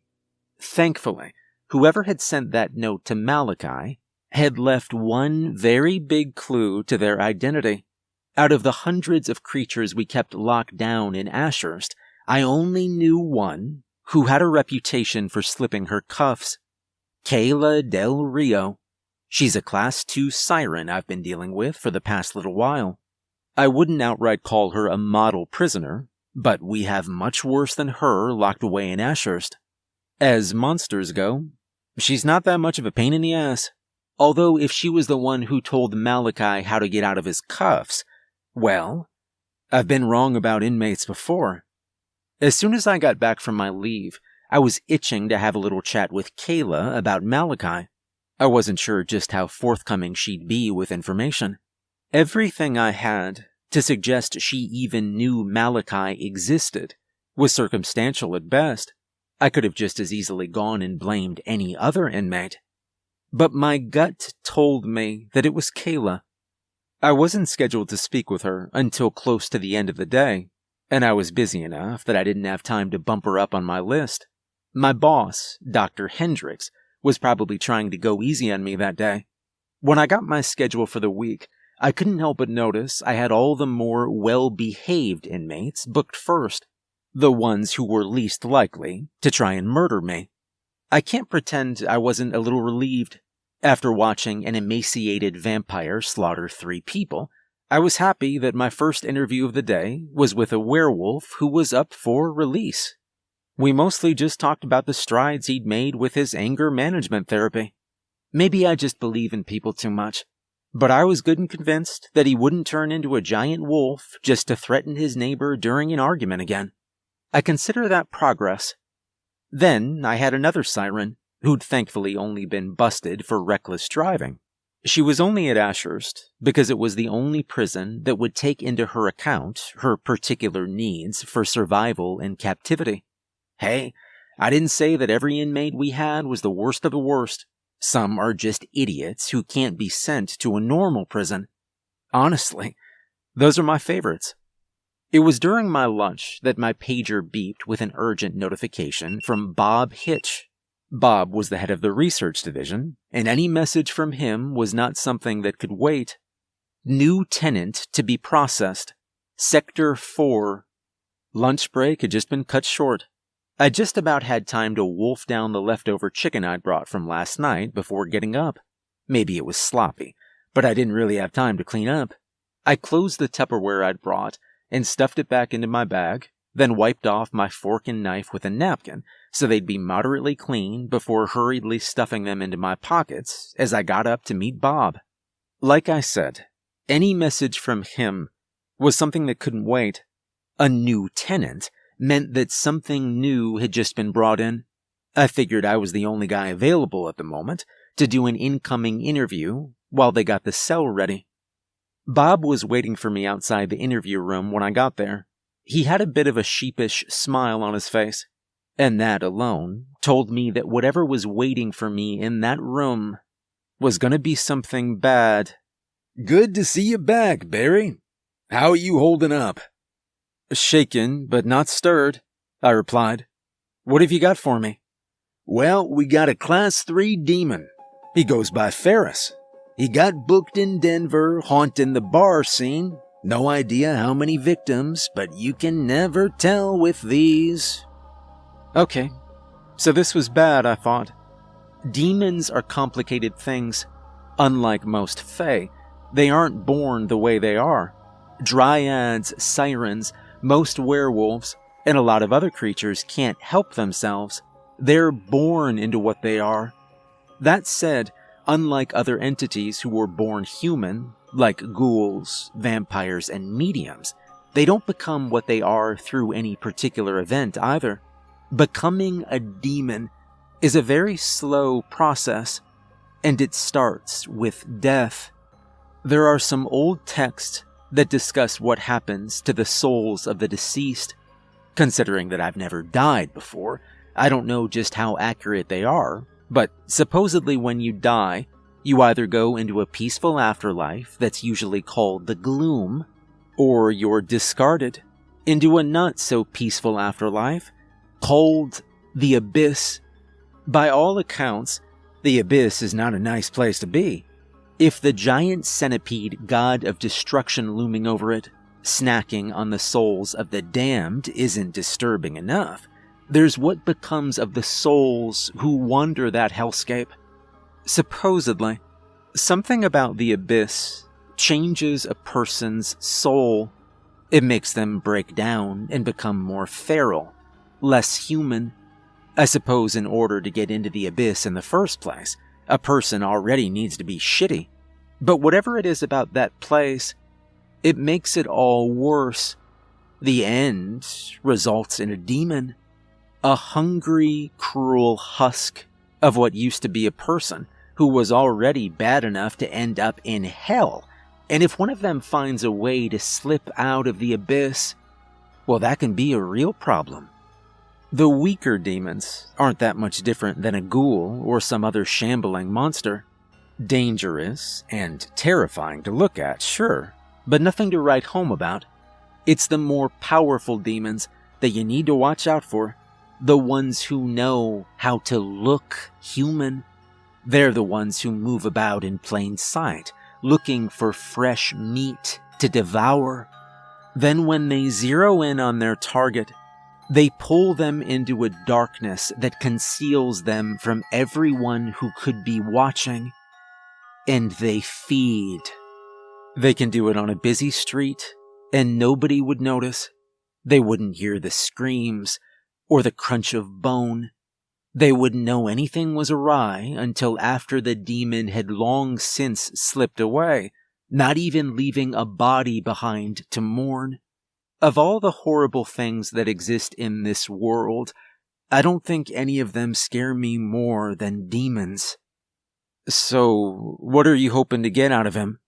I asked Bob. I know the trepidation in my voice was clear, and I could see a flash of sympathy in his eyes. Well, the names of victims would be nice, but I'm not going to hold out any hope, he said. Get a feel for him, I guess. Keep him talking. Maybe he'll slip up and give us something. He didn't sound confident. But who was I to argue? I caught myself taking a deep breath to steel myself for what was going to be waiting for me on the other side of the door. I knew it was probably going to look and sound human. It wouldn't drop its facade for me just because it got caught. It was probably going to try and convince me to let it out or something. I dealt with these things before. I knew how it went. It never got easier, though. You good? Bob asked. Yeah, I'm good. Let's go have a chat with it. Bob nodded before scanning his keycard at the door and opening it for me. And together we stepped into the observation room. A two-way mirror looked out on an empty interview room lit by pale fluorescent lights. On one side of it was a bulletproof glass cell that took up the space where a chair for the entity I was interviewing would be. There was space on either side for an armed guard to be stationed. The setup was routine, save for one little detail. There was nobody in the cell, and no guards at their stations. I felt my heart skip a beat as I drew closer to the two-way mirror, looking out at the interview room with wide eyes. Where the hell is he? Oh no. Bob's voice was shaking. Looking back over at him, I saw that the color had almost drained from his face. I'd only been at Ashurst for a few months, but that was long enough to know that Bob is not a man who scares easily. You can't scare easily if you're working this job. No. He shook his head before running for a nearby wall where the security alarm was. Ashurst is littered with big red security buttons, just in case of any incidents. They were standard in every interview room, but I'd never seen what happened when one was pressed before. Bob pulled back the plastic casing that covered the alarm and pounded his fist down on it. A deafening alarm began to sound.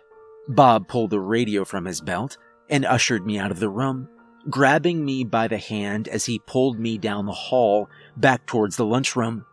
Parker, this is Hitch. We've got a code red, inmate out of containment, a class 3 demon. I'm initiating lockdown now and demanding all non-security personnel fall back to checkpoint Alpha. A staticky voice replied over the radio, one that I recognized as belonging to Warden Parker. Understood, Hitch. Sending in security. Even through the static, I could hear the grated concern in Parker's voice. Bob and I sprinted down the hall as a mechanized voice spoke over the intercom. Code red. Lockdown engaged. All non-security personnel rally at checkpoint Alpha. I could see other members of the research team leaving their offices and moving at a run down the hall in the same direction we were going. Some of them looked calm, others didn't. I suppose it was easy to tell who'd seen this before and who hadn't. Code red. Lockdown engaged. All non-security personnel rally at checkpoint Alpha. I'd been briefed on the security protocols in the event of a code red. Every member of the staff had. We needed to know them inside and out. In the event of an inmate getting out of containment, all non-security personnel were to regroup in a designated safe room. It was the only room in the Ashurst complex that could hold everyone inside. Security would split into several teams. One would accompany the staff, the rest would sweep the prison. I knew that power to the elevator had been shut down, and the elevator shaft itself had been sealed the moment that Bob had hit the security alarm. We'd all be stuck down here until security dealt with the threat. As we moved down the hall, I could have sworn I saw one woman moving against the crowd, some idiot who thought something they'd forgotten was more important than their safety. I paused for a moment to yell out to them, "Come on, we've got a security breach." The woman looked back at me, and as she did, I felt my blood run cold for a moment. I only got a quick look at her face, but I could have sworn I was looking at Kayla. Before I could say anything else, I felt Bob grabbing me by the shoulder. He yanked me away towards the safe room. The woman I'd seen turned and continued down the hall in the other direction, quickly disappearing amongst the others who were rushing for safety. I was ushered into the safe room along with the rest of the staff. I could see Dr. Hendricks there already with most of my coworkers. Warden Parker was speaking with a member of the security team, and Bob left me to run up and join her. I glanced over at the door as security glanced into the hall to confirm that everyone was safely inside before they sealed the door. "Do you have any idea how it got out?" I could hear the warden asking over the anxious whispers of the rest of the staff. "No, it was gone when Barry and I went inside," Bob said. "My guess is that it's somewhere around Sector 4, disguised as a member of security." "Then I need the names of the people who were on its security detail. We need this contained right now. Put me in touch with the outside security. I want to know what's happening out there, second by second." The warden ushered Bob into a small side room and left the door open. I pushed through the crowd to get closer to them. Maybe I was being presumptuous, but I wanted to know what was going on as badly as they did. "Go back with the rest of the staff, Barry," the warden said, without even looking up to acknowledge me. She was hunched over a small computer with a full map of the facility.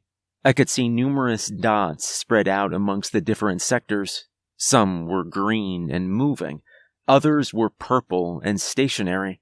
Considering that the purple dots seemed to be where the cells were, I figured they belonged to the prisoners. "With all due respect, ma'am, Bob involved me here. I want to know what's going on and if I can help." "That was an order, Barry." "Let him stay," Bob said. "God knows we could probably use a hand right now." The warden just huffed and smoothed down her fiery red hair. She didn't make another word of protest. I took that as acceptance of my presence. The blue dots moved through the corridors of the prison, and I heard static over the radio on the warden's belt. "This is Johnson, 2nd Squad. Sector 1 looks clear, ma'am." "Acknowledged, Johnson. Keep your eyes peeled. We're still on code red. You see anything you don't like, shoot to kill." Bob folded his arms, his expression remaining stern and stoic. The warden's radio crackled again. "Klein, 5th Squad. Sector 6 is clear." "Appleby, 3rd Squad. We're all good in Sector 2. "Ferris disappeared in Sector 4, Bob said. "Who's in there?" "Looks like it's 6th Squad," the warden replied. "Give them a minute. Let them check through." She trailed off, her brow furrowing as she stared at the screen. It took me a moment to figure out why. Every other cluster of green dots had six guards patrolling the area, but the one in Sector 4 only looked to have 4. The warden picked up her radio again. 6th Squad, status report." There was a crackle of static over the radio, but nothing else. 6th Squad, come in." "This is Boy, 6th Squad." Came a voice over the radio. "Having technical issues. Sector seems clear, but we're continuing our sweep." The warden didn't seem convinced. "Boys, how many are in your squad right now?" 6, ma'am." "I'm reading 4 transponders." "Technical issues, ma'am." "Acknowledged, boys. How's your team on matches?" "We use lighters, ma'am." "And those are better?" "Until they go wrong." I saw a bit of relief pass over the warden's face. She sank down a little bit, then shook her head. I understood the passphrase she was using. It was something else that every member of the staff needed to learn, passphrases to prevent anything from assuming the shape of and passing itself off as a staff member. It wasn't something any inmate, especially a brand new one, would know. "They're fine," she said. "We'll keep a close eye on 'em. Our demon friend probably got spooked by the lockdown and tried to hide." "So do we just wait him out?" I asked. "We've got the supplies down here to last us 6 months if needed, and if necessary, we have an evac plan. We'll be fine," Bob assured me. "Just get comfortable, Barry. We're gonna be here for a while." He patted me on the shoulder, and I nodded before heading back to rejoin the rest of the staff. I could feel a sinking feeling in my stomach as I left the warden and Bob to their work, but that was more about the concept of potentially being stuck down there for a while, as opposed to anything else. Maybe it was childish, but the idea of just waiting out this bug hunt seemed more exhausting than anything else. I spotted Dr. Hendricks and one of our coworkers, Christina, sitting on a bend and talking quietly amongst each other, and I briefly considered joining them before deciding against it. Some other members of the staff had gotten into the food supply already and were passing out dried banana chips and bottled water. I figured that eating something couldn't possibly make me feel any worse, so I queued up in line to get some for myself. Most of the rest of the staff had splintered off into their own little groups and talked quietly amongst each other. A member of security was in a storeroom just beneath us, checking the inventory for bedrolls and water. In the distance, I could hear the faint alarm outside in the hallway, and the reality of the situation that we were in hit me hard. I'd never actually thought I'd see the day I'd end up in this situation. Sure, I'd been briefed on the possibility of it back when I'd started. Bob had shown me the procedures to follow and everything, but he'd also told me that he'd only needed to activate Code Red and move everyone into the safe room once before, during a drill. Maybe it was a little arrogant of me to think that nothing would ever happen, and it was juvenile to be upset now that it was happening. And I was facing the possibility of being stuck in a cell of my own for the foreseeable future. But I digress. Regardless of how the situation made me feel, this was the reality I currently had to face. Once I got my banana chips and water, I looked over towards Dr. Hendricks. Christina was gone. I didn't see her anywhere nearby, but I didn't dwell too much on it either. I moved to sit down beside Hendricks, sighing and rubbing my temples as I did. "What a day, huh?" He laughed humorously. "You're telling me," he replied. "Any word on when they're gonna find this thing?" "Nope. It's still probably in Sector 4, but who knows? Maybe it hauled ass straight for the elevator and is already topside." "That's what I'd do," Hendricks said. I offered him a banana chip. He hesitated for a moment before taking one. "Any idea what got out?" "A demon. A new inmate," I said. "I was going with Bob to process it when we found the cell empty. My guess is it figured out how to dupe the guards, ate them, and then disguised itself as one.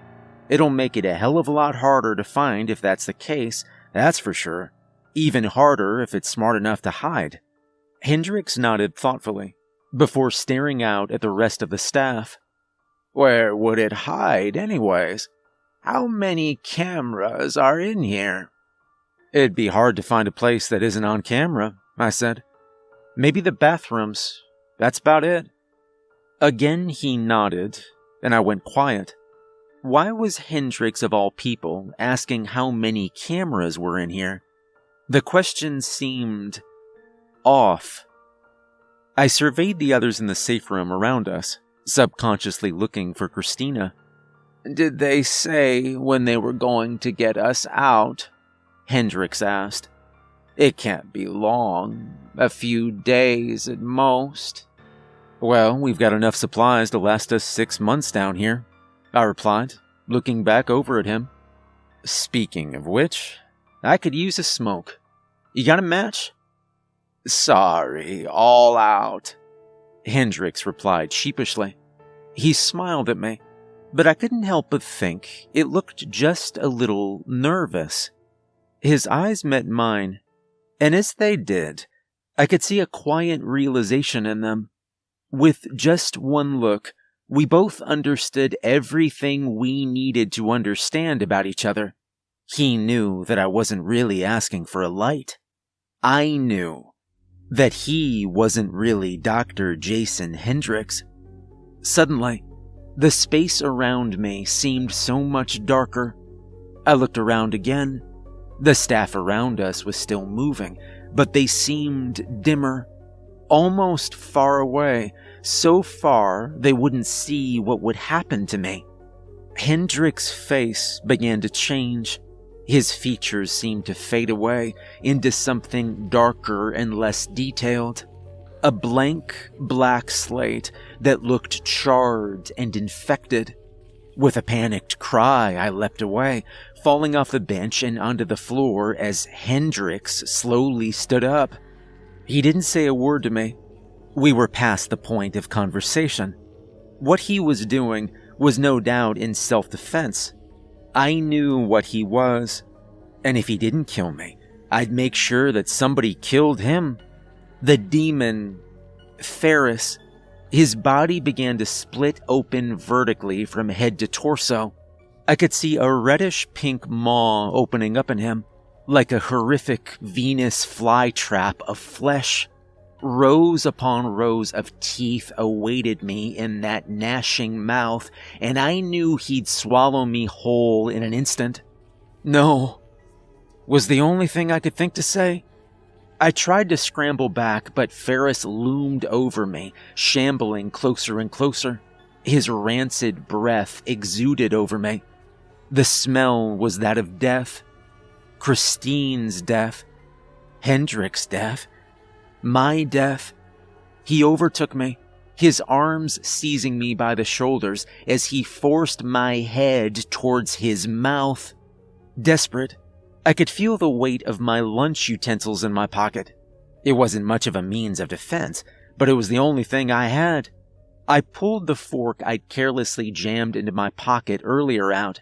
It wasn't much, just a simple stainless steel fork. But it would have to do. Without thinking, I thrust it into the pinkish flesh of Ferris's mouth. The fork tore through, drawing rotten black blood and earning an angry snarl from Ferris as he recoiled. His grip on me slipped just long enough for me to wiggle out of his grasp. I could see his body pulsating in pain as he ripped the fork from his mouth. He huffed in frustration before collapsing down to all fours and loping after me. But I'd bought myself just enough time to get up and run. I sprinted towards one of the dim figures nearby. Another staff member, somebody whose name I didn't remember off the top of my head, but he was my only salvation. I slammed into him, tackling him to the ground and praying it would be enough to break whatever illusion Ferris cast to keep the others from seeing me as he fled. As I hit him, the world suddenly seemed less dim. Ferris was almost on top of me, his hands grabbing at my body as he began to force me into his maw. This was it. I'd shot my shot. I'd made my one attempt at escape. Now I could only hope it would be enough. I didn't need to wait long for either death or salvation. Before Ferris could sink his teeth into me, he was violently pulled back. I could see the white coats of other members of the research team grabbing at him, pulling him away from me.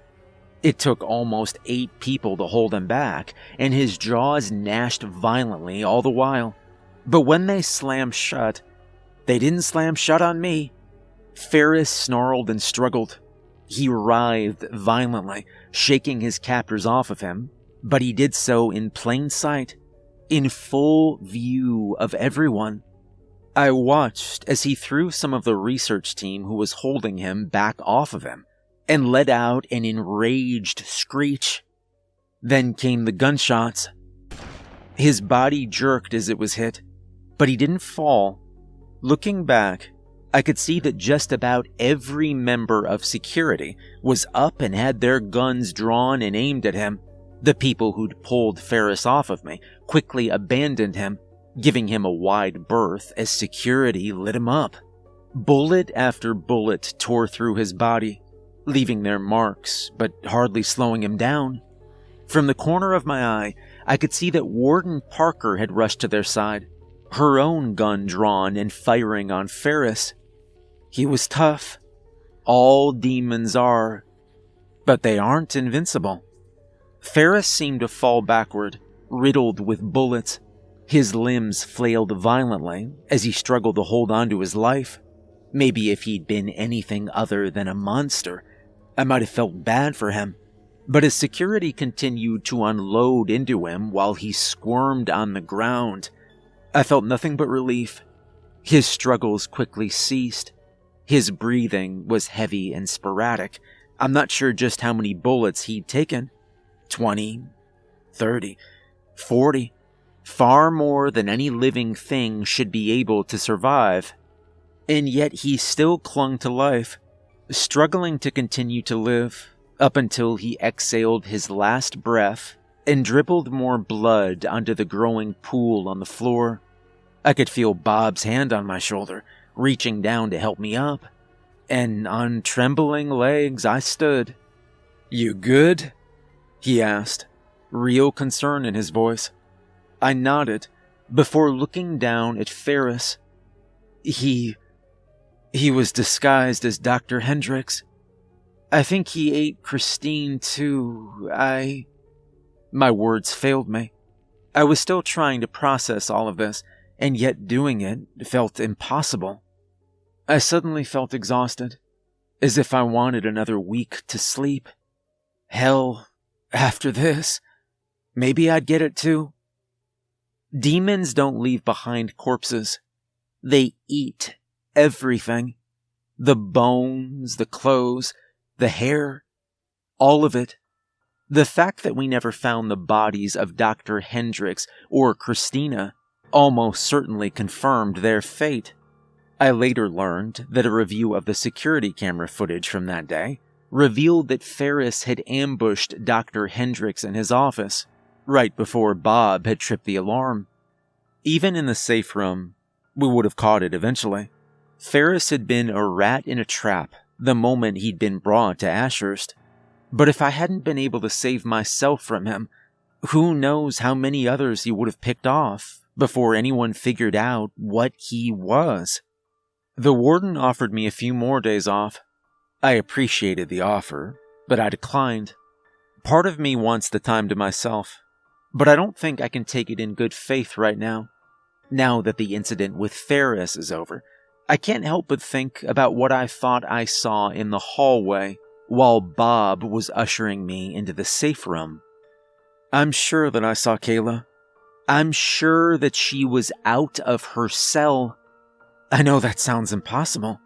I know that if she'd been out, it would have shown up on the warden's monitor. But I know what I saw. I can't prove it yet, but something tells me that Kayla had something to do with Ferris getting out. I'm already certain she had something to do with Malachi's attack the other week. So is it really that much of a stretch? I don't think it is.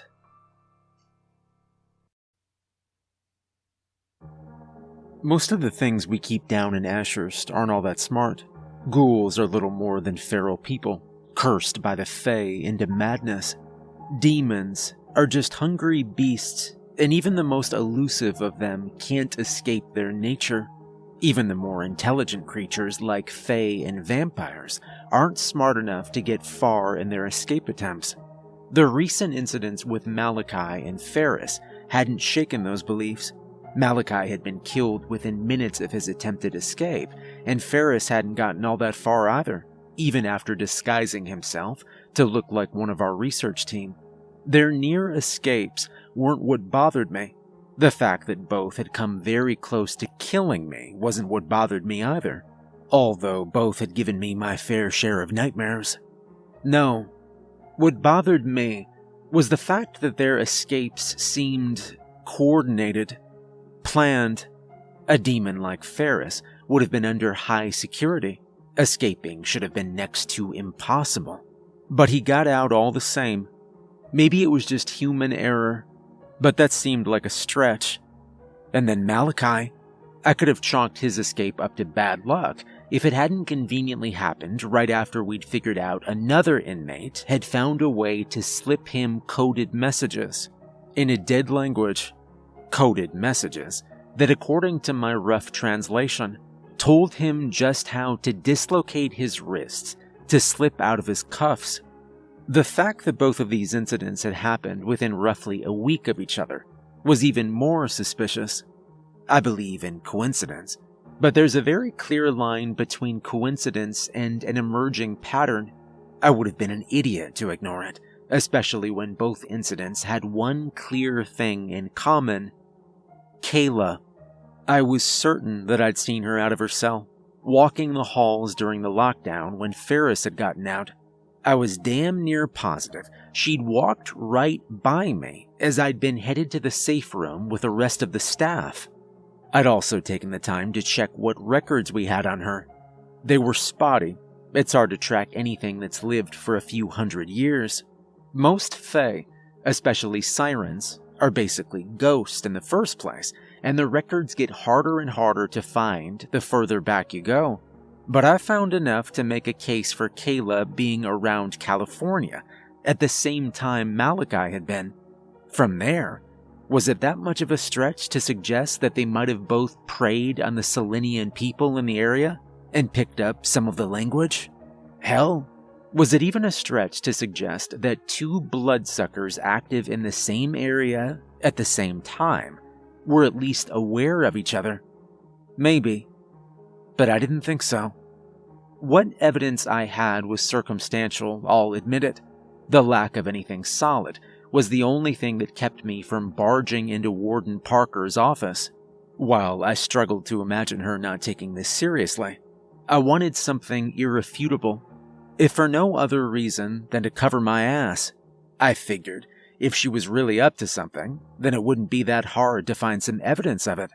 Like I said before, the security at Ashurst is tight. No matter what game Kayla was playing, she couldn't slip through it all unscathed.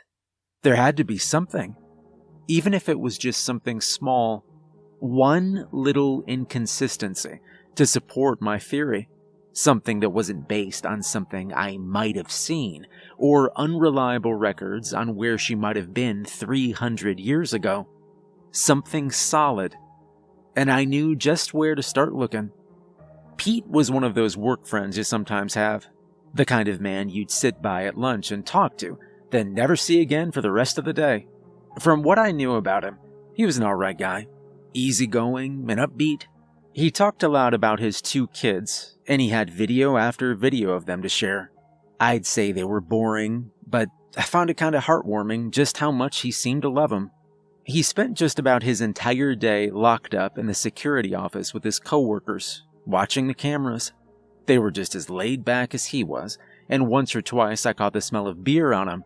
I'm sure Warden Parker wouldn't have approved, but so long as they did their jobs right, she probably left him alone. He was more than happy to let me spend my early lunch break in the security office. While, technically, nobody except the guys who watch the cameras are supposed to be in there, they'd occasionally bend the rules, and Pete bent them often. I was always a little surprised that he had the balls to play things as fast and loose as he did. If Warden Parker ever found out, she'd probably have gone into an unholy fury. But he kept a low enough profile to not invoke her wrath. Pete was nice enough to let me go through the tapes from the day of Ferris's escape. I set myself up at a small computer in the back corner of the room, barely touching the ham sandwich I'd brought in, and worked quietly. As payment, I didn't notice the 6-pack of beer he took out of his desk, although I declined when he offered me a can. "Suit yourself, man," he said with a shrug, before opening a can and taking a long drink. After that, he left me to my work as I pored over the footage, starting with the camera feed from Kayla's cell. At a glance, nothing was out of place. Kayla was laying on her stomach in the shallow pool we provided sirens to soak in. Her head and arms jutted over the edge as she casually played solitaire with some waterproof cards. She only occasionally looked up towards the glass wall that separated her from the staff with a mild disinterest before looking back down. All in all, nothing seemed out of place. I brought up the footage from the hallway I'd seen her in next. On the screen, I could see myself and Bob running up the hallway towards the safe room. I watched for the part where I'd seen a woman dressed as one of the research staff walking in the other direction. The woman I'd been so sure was Kayla. Sure enough, the woman was right there in the screen. She walked in the opposite direction of the fleeing staff, moving away from the safe room. I could see myself in the video, stopping to call out to her. I saw her look back at me, although I couldn't get a good look at her face. The camera was too far away, her long hair was in the way, and the footage seemed a little too grainy. I frowned before watching where the woman went. She was headed for Sector 3 from the look of it. Bringing up the footage from a few other cameras, I was able to track her as she weaved through the fleeing crowds down the hallways, always moving in the opposite direction they were. A few people seemed to notice her, but nobody stopped for long. They were out to save their own asses. It was hard to say where she was headed. She was absolutely headed to Sector 3, but I couldn't imagine what she wanted there. Most of that sector was for the research team, and the few prisoners kept there were exclusively ghouls and lesser demons, feral, animalistic things that were only barely sentient. The only thing of particular interest I could think of in that area, aside from a few offices, was the server room. The server room. Maybe that was it. Sure enough, as I followed the unknown woman through Sector 3, it became clearer and clearer that was exactly where she was headed. I even saw her around the corner into the hallway, where the main entrance to the server room would be. I tried to bring up the camera footage from that hallway, although there were no files to be found. I picked through everything Pete had given me, and turned up nothing. This made no sense. "Hey, Pete," I called. He looked over at me. "Do you have the footage from Corridor 7 in Sector 3? I don't see that here." "You want Tuesday's footage?" he asked. "Yeah." "No can do. We were running maintenance in Sector 3 on that day. A lot of the cameras were down." I looked over at him. "What?" Yeah, some sort of update to the system," he said with a shrug. "Corridors 7 and 8 were disabled, along with Dr. Henry's office, Dr. Freeman's office, and the server room. I don't know why they shut down that particular area. Everything seemed to be running fine beforehand. But Warden Parker signed off on it." My brow furrowed. Something about that seemed off to me. I wasn't entirely sure what the protocol for routine maintenance was, but it just seemed like a huge blind spot to just have all the cameras around the server room disabled. Dr. Henry and Dr. Freeman's office would have had a view of that hallway, as would the camera in Corridor 8. It seemed far too convenient to be a coincidence. I went back to pore over the other footage Pete had given me. There were a few clips where I was pretty sure I could see Kayla's face clearly, but it was nothing particularly damning. That said, I also didn't recognize the researcher I saw on the screen as anyone else. I sped ahead, looking for some sign of the mystery researcher leaving. Sure enough, after a half hour into the lockdown, I saw someone dressed in security attire leaving the hallway. It was impossible to clearly see their head under their helmet, but their build seemed similar. My gut told me it had to be the same person, just in different clothes. Who else could it have been? I followed them through the halls once more, watching as they linked up with another security team in Sector 4.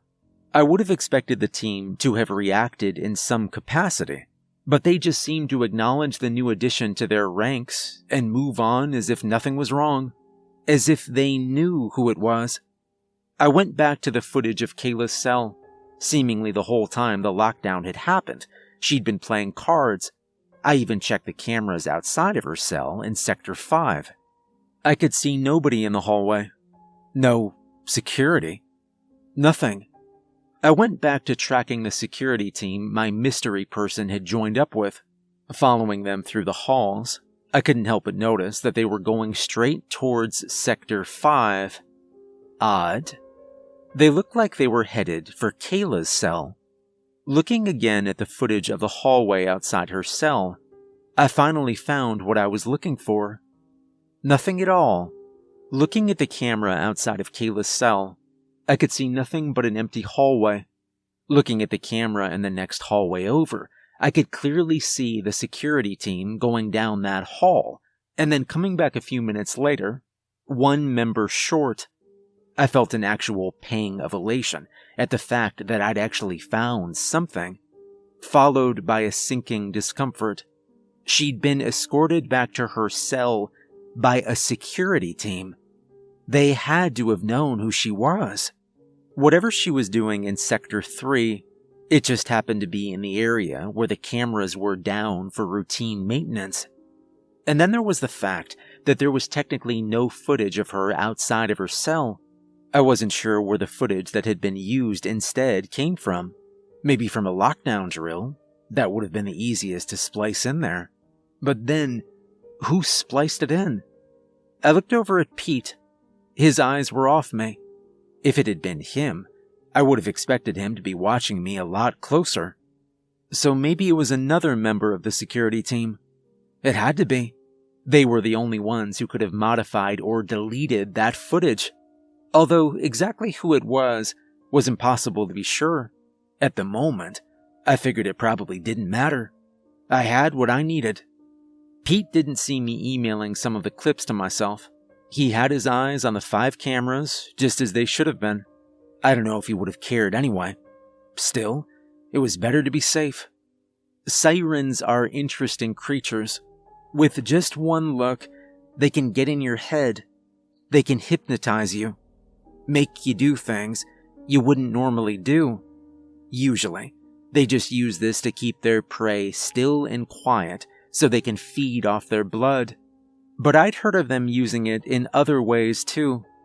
At Ashurst, the staff generally only deals with sirens while wearing protective gear, specifically a visor that protects them from whatever it is they can do to influence a person. But all they need is a moment of direct eye contact without that visor, and they can get in your head. Just one moment, and it's all over. "You find anything?" Pete asked. I looked back over at him. "Afraid not," I said with a sigh. "Just a dead end." He frowned. "Shit. Well, maybe that's a good thing, you know?" "I think it is. Thanks for letting me look around, Pete." "No problem. Just give me a shout if you want to grab a beer sometime, or something. You know where to find me." I nodded at him before leaving. I needed to find someone I could trust, someone who I knew wasn't under Kayla's control. Warden Parker was the safest bet. The FRB made the right call when they put a vampire in charge of Ashurst.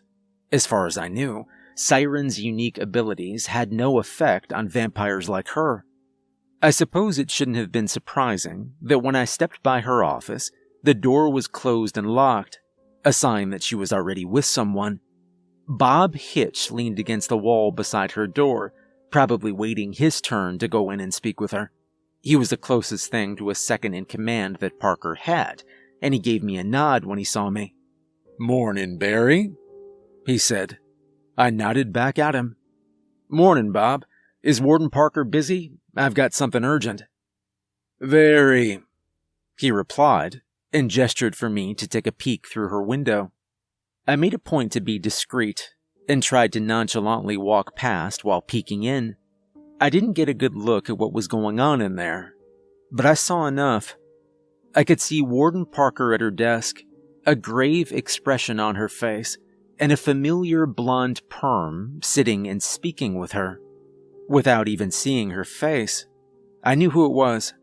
Amanda Spencer, the director of the FRB, and her presence couldn't mean anything good. I leaned against the wall beside Bob, my brow furrowed, as I looked over at him. What the hell is Director Spencer doing here? Well, we've had 2 serious incidents. Hell, almost 3 with your stunt with old Vikram. From what I've overheard, Spencer has some doubts about our security. You're listening in? Bob cracked a wry smile. You wouldn't? He asked. He had me there. My guess is she's gonna want to reinforce the security measures, just as a precaution. It'll be a hassle, but after Ferris and Malachi, it might be a good idea. We've had too many casualties in the past few months. That's not exactly something any of us want to hand-wave. Yeah, of course, I said, nodding. Which reminds me, aren't you supposed to be down in Sector 2 right now? What brings you here? I looked over at Bob again. He was the head of Ashurst Research Division. Technically, he was my boss, and given how his role was more administrative, he also wasn't a man who had a lot of contact with the inmates. If there was any full human I could trust, it was him. I was doing some digging. I think an inmate was out during the lockdown the other day. Something other than Ferris. His eyes narrowed. You're serious? Who? Kayla Del Rio, a siren we have locked down in Sector 5. I thought I saw her while we were headed to the safe room the other day, so I did some digging. I know that she was out of her cell, and I've got footage to prove it. That's a damn serious accusation, Dr. Barry. You're positive it's her? 100%. His eyes locked with mine for a moment, before he nodded. All right, send me the footage. I want to review it, and then I'll talk to Warden Parker. Kayla, that's the one you're scheduled to talk with, isn't it? Yeah, she's my 4 o'clock. All right. He thought for a moment before nodding. I'll put in a request for additional security. I might also sit in on that one with you. I'm going out on a limb, and assuming you're gonna try and grill her. Bob's answer caught me a little off guard. Not that I hadn't expected him to take me seriously, but the fact that he wanted to get directly involved certainly said something. Do you think I should? If she's up to something, maybe she'll slip. It can't hurt. Maybe he was right. I nodded back at him. All right, I'll see what I can get. Good. I'll let you know what Parker says. You should get a move on. I got this handled. Bob offered a reassuring smile that was impossible not to trust, and the sight of it made me feel like a weight had been lifted off my shoulders. I believed him, and for the first time since Malachi had slipped his cuffs, I actually felt like I was ahead in whatever game Kayla was playing. 4 o'clock rolled around quickly, as I knew it would. My interviews with Kayla were usually difficult, considering how she had no interest in being forthcoming with information. But I'd never felt so tense at the prospect of dealing with her before. I'm not sure what it was. Nerves, maybe. Maybe something else. But it was something that nagged at the back of my mind. That familiar anxiety that I think everyone has felt at least once in their life. Bob was waiting in the observation room when I got there, staring through the glass at Kayla, who sat relaxed in her metal chair. She'd already slipped her cuffs, and one arm was draped over the back of the metal chair, as if she didn't have a care in the world. There were no guards in the room with her, but I knew they were waiting just through the door behind her. 2 more guards were with him. I don't suppose she said anything? I asked. Bob shook his head. I haven't spoken to her yet. I've looked over that footage you sent me, though. I think you're on the money. She was out during the lockdown. His confirmation made my stomach sink. So how should we handle this? We confront her. Let her know the game's up. Maybe she'll tell us why, or if not, then at least give us something. Warden Parker is gonna seek termination either way. Termination? That didn't surprise me. Kayla was obviously too dangerous to be left alive. You spoke to the warden? Of course. She's scheduled to be put down this evening. She doesn't know it yet. I'll leave it to you to break the news. I nodded. before taking a deep breath. I understand. Well then, no time like the present, I guess. I adjusted my coat and took a deep breath, steeling myself before I entered the interview room. I adjusted my visor to protect myself from her gaze, and I stepped inside. Kayla's eyes lit up the moment she saw me, and I watched a wry smile cross her lips. Well, hey there, Dr. Barry, She said cheerfully. I was starting to wonder if you'd forgotten all about me.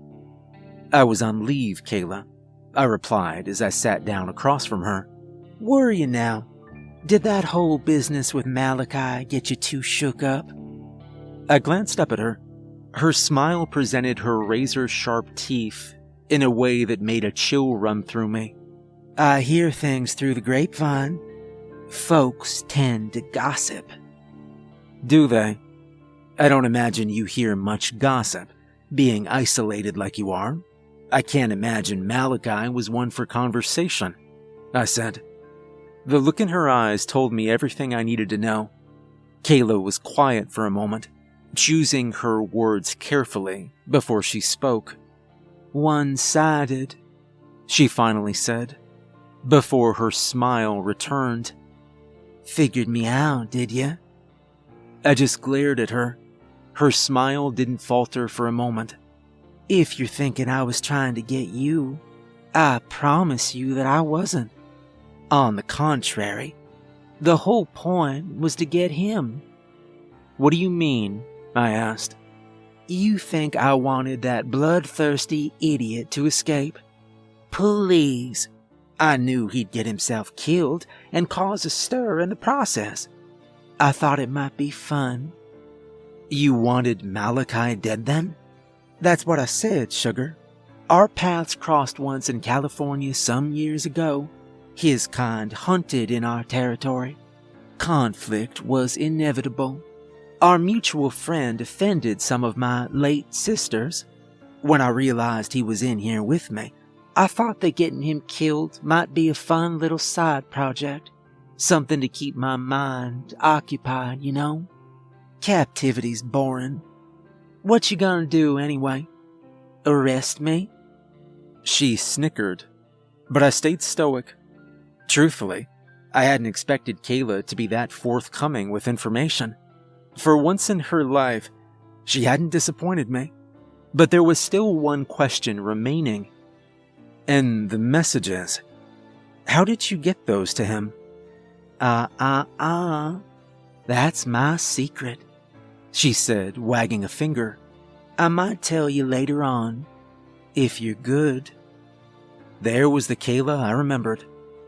Then why don't we talk about Ferris instead? Who? The lockdown the other day. A demon got out. Ferris. I presume you remember. Oh, that, she said with a shrug. I don't know. I was having a soak. Were you? You know, I've seen some footage that says otherwise. I caught just the slightest twitch in her eye. A momentary flash of something, although I couldn't tell what. Surprise? Anger, perhaps. Her eyes were locked with mine.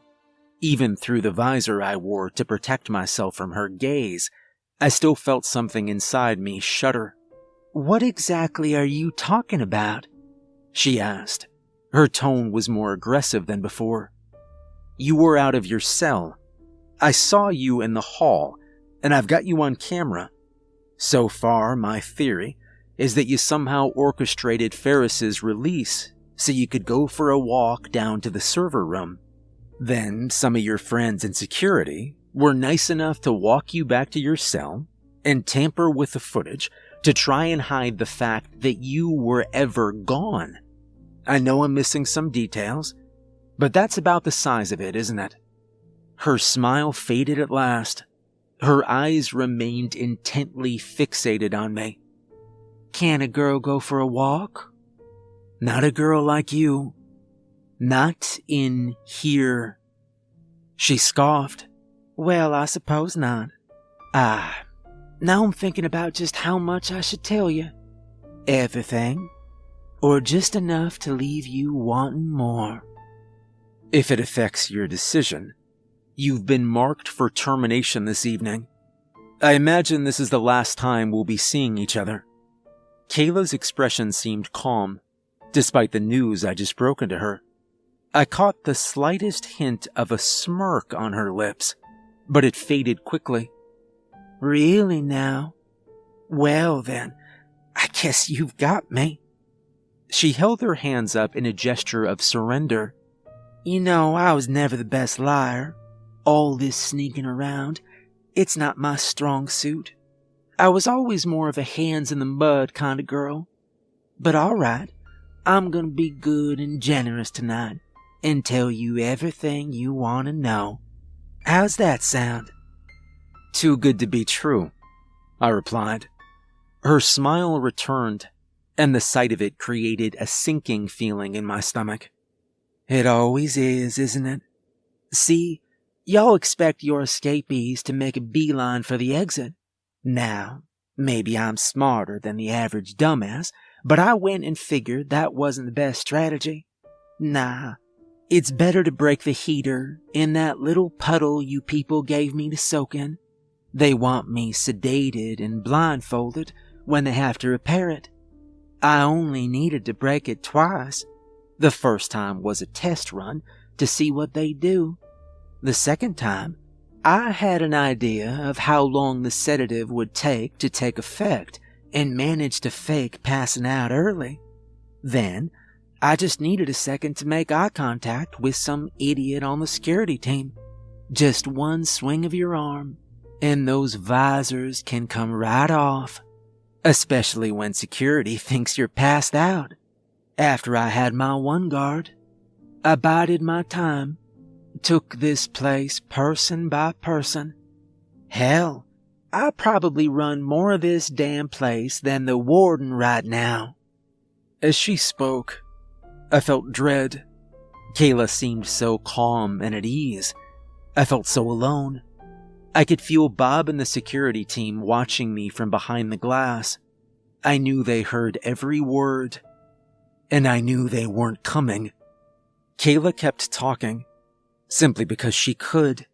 Because it didn't matter what she told me at that moment. She knew I couldn't do a damn thing about it. "Oh, I imagine that right about now, they've got some doubts on the security of this place.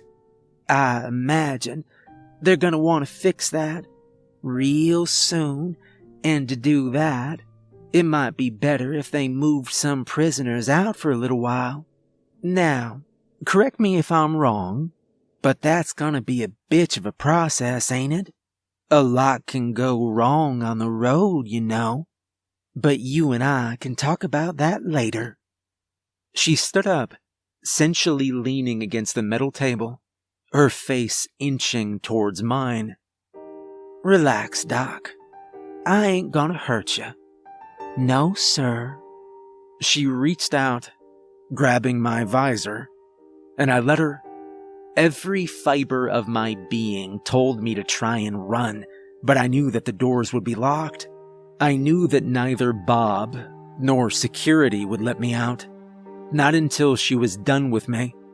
All I could do was sit there, rooted to the spot, and feel utterly helpless.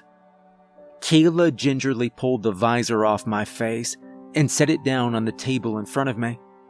And for the first time, I looked into the eyes of a siren, and I could feel my muscles relaxing. The room around us seemed to fade away.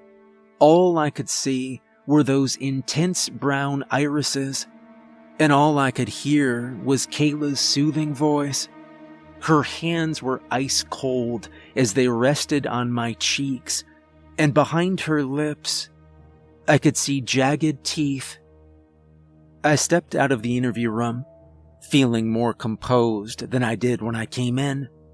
It was strange. Some deep part of me felt genuine fear. My heart was racing 1,000 miles per second. My hands were still shaking. The world felt hazy and detached, as if I were drunk. My every movement seemed like my own, although something felt wrong. Something that I knew and didn't know at the same time. It was an impossible feeling to describe. Bob regarded me silently before offering me a warm smile that didn't reach his eyes. No, his eyes said something else. Something I now understood all too well. There was an awareness in them, a knowledge that we both shared, a part of ourselves locked away, shut down. It was our turn to be prisoners now. I looked back at Kayla through the window. She sat still as security cuffed her again, and she wore a knowing smile on her lips. I knew that it wouldn't be long.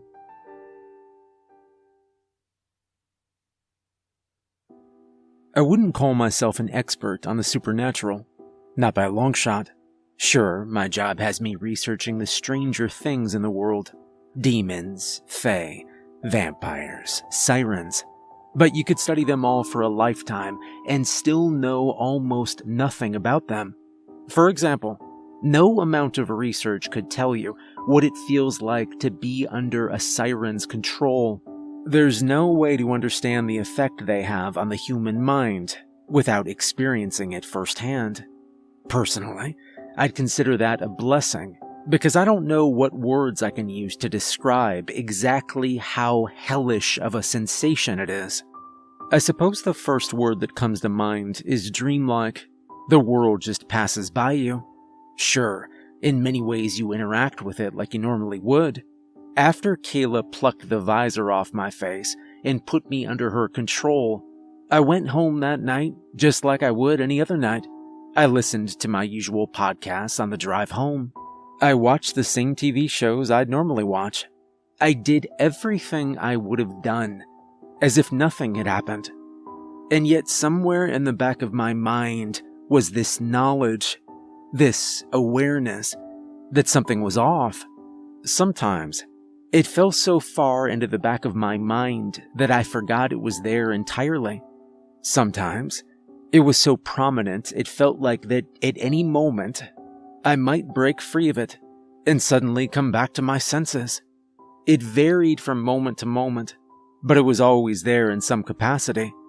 That knowing, that God-forsaken knowing, and behind all of it rested an underlying fear that I couldn't deny even in the trance Kayla had put me in.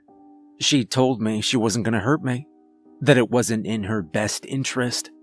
She'd patted me playfully on the cheek before sitting back down in her metal interview chair. She glanced over at the camera in the corner of the room with disinterest before looking back at me and pushing my visor back over. "Put that back on. Let's at least keep up appearances." My hands moved automatically, putting the visor back where it belonged. Kayla's knowing smile had remained the entire time, coy and cocky. She knew she was holding all the cards, and now there was no need to pretend she wasn't. "You should have a nice chat with Bob later. Put us into closer contact. Maybe I'll finally play nice and tell you about some of them bodies, huh?" She chuckled. "Seems only right, given I'm set up to die this evening.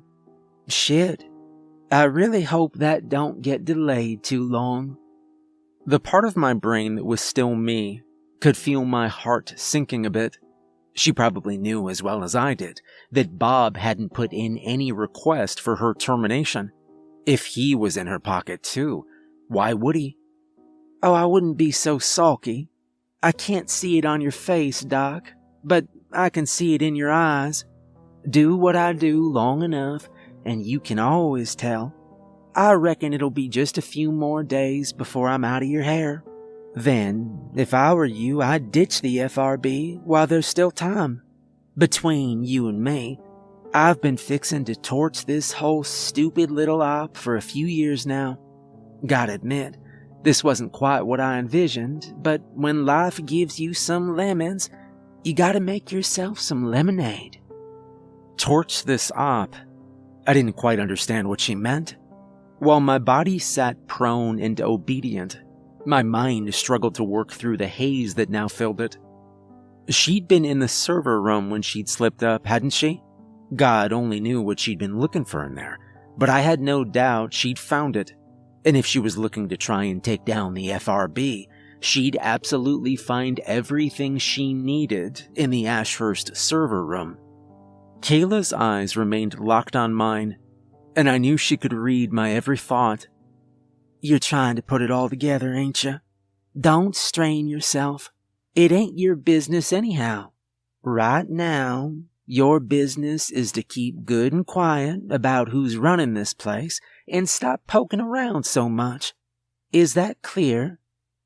Yes, ma'am, I replied. The words coming out of my mouth were in my voice, but they weren't my words. They were just what Kayla wanted me to say. Well, then, you and I are done here, she said, and shooed me with a wave of her hand. We'll have a quick chat tomorrow, face to face, just to ensure you stay on the right side. But until then, you and I got nothing to talk about. Sure enough, when I got in the next day, I found an email from Bob on my computer. It was just a simple change in my schedule. I was booked to see Kayla at the end of every day for the foreseeable future. No doubt so she could ensure I stayed under her spell. She was part of my routine now. Hell, she controlled my routine. Even now, I struggle to fully recall the days I spent under her control. It all seems to blend together. I don't think that at the time, I was even aware of how many days had passed. Not really. Everything just blended together into a disorganized haze. I can remember some of the mundane details. Lunch with Pete, a few standard interviews with other inmates, and the inevitable encounters with Kayla that ended each and every day at work. Those encounters were thankfully always brief. I'd go into the interview room, sit down, remove my visor, and we'd go through the motions, talking for the sake of talking, and I remember very little of what she said. Trying to pinpoint any one conversation feels like trying to remember a dream you had months after it. Only the most prominent things stick out in my mind. The rest is all either forgotten or just white noise. I think it was about 3 days after Kayla took hold of me that Warden Parker called most of the research team into one of the conference rooms. I'd say she looked more serious than usual, but that may have just been wishful thinking. The part of my mind that was still somewhat conscious prayed she'd somehow found out about what was going on. Maybe Bob had slipped out of Kayla's control long enough to fill her in. Maybe she'd done her own investigation. If only I had such luck. I'm sorry to take you all away from your work. I recognize that you're all quite busy and on edge, she said. Her tone was brisk, exhausted almost. She leaned against the far wall of the room. Her straw cowboy hat was sitting on the table. However, over the next few months, our schedules are due to change drastically, and I need to make sure that everyone is on the level. I think we're all well aware of the recent security incidents that have occurred, and the considerable loss of life that they've caused. She let that statement rest for a moment. In the past, we've prided ourselves on the safe environment we've created for our employees. Any compromise to that environment is something I take incredibly seriously. I'm not running a chop shop here. I understand you all trust both myself and the security of this facility with your lives each and every day. And the fact that I have failed so many of you is not something that sits well with me. That is why I've had some recent discussions with Director Spencer of the FRB. There are clearly some flaws in our security, flaws that have recently been exploited to disastrous effect. I refuse to let that stand. So, starting Thursday, we will be making efforts to remove those flaws. The process will take some time. The renovations will be extensive to some parts of the facility, but they are necessary. Unfortunately, with work being done on the facility, we are in a weakened state. Our security may be weaker and easier to exploit during this time. To that end, the FRB has generously begun setting up a temporary backup facility to hold the more high-risk inmates until we're back up to full strength. I've given authorization to open up the loading elevator for ease of transport. Starting Thursday and continuing over to Saturday, we will be relocating certain high-risk inmates to this backup facility until further notice. I've already briefed the security team, who will be taking on the brunt of these duties. Mr. Hitch will subsequently divide your teams as needed to ensure your work is not severely impacted, and for added security, I've signed the termination orders for several of our more dangerous inmates who may be unable to be moved. Those will be carried out over the next several days. Now, to those of you who are familiar with our procedure for internal renovations, this is standard procedure. However, to any of you who are not fully familiar with our renovation procedures, I invite any of you with questions to come see me or Mr. Hitch. Our goal is to make this as easy on you as we can. Someone put their hand up, and the warden nodded in their direction. Which inmate specifically will you be moving? They asked timidly. I recognized the voice as one of the newer hires. That's an excellent question, the warden replied. Our current priority is an entity who could use the disarray caused by the renovations to slip out. Any demons and mimics who were not marked for termination will be shipped out on Thursday. Security has already begun to prep them. On Friday, we will be moving any fae that pose a significant risk, mostly sirens. However, old Vikram will also be temporarily relocated. The silent unease that filled the room was almost audible. You're moving old Vikram? Someone asked warily. Is that even safe? Relatively, interjected Bob. He sat a short distance away from the warden, his hands folded on the table. While it doesn't kill him, Vikram takes some time to adapt to extreme cold. In a sense, we can temporarily freeze him. So long as he's kept in the proper conditions during transport, he'll be completely unconscious. We've moved him to a temporary secondary facility before with this method, so we know how it works. We've already begun to put him under and excavate access to his cell. I assure you, old Vikram will be under heavy security during and after transport, the warden added. I'll be accompanying him myself. If he somehow wakes up and tries to get out, he'll need to go through me. That only reassured some people. As the meeting carried on, I found myself glancing over at Bob. Though he appeared composed, I could see something in his eyes, a knowledge that conveyed something. And without so much as a word or a micro-expression, I understood what it was. Terror. The kind of paralyzed terror of a man standing in front of a train as it bore down on him. The kind that leaves a person shrieking like a banshee in sheer panic. And I knew exactly what it was that terrified him. They'd be moving both Kayla and old Vikram on Friday. I didn't think that was a coincidence. I knew in my gut that Bob knew it wasn't either. Hell, maybe he'd been the one who'd arranged it. Who could say? But I knew that whatever was doomed to happen, it wouldn't be good. I knew that. But even as the same dread that filled Bob began to well up inside of me, I couldn't do anything but listen quietly as Warden Parker took simple questions and firmly put down every concern. She thought she was still in control. She had no idea. The days kept drifting by in a dreamlike haze. During my interviews with Kayla near the end of every day, she gave me nothing. No clues towards whatever she was planning. Every time we spoke, she'd speak disinterestedly about the people she'd fed on, recalling vicious kills fondly, as if she were reliving happy memories.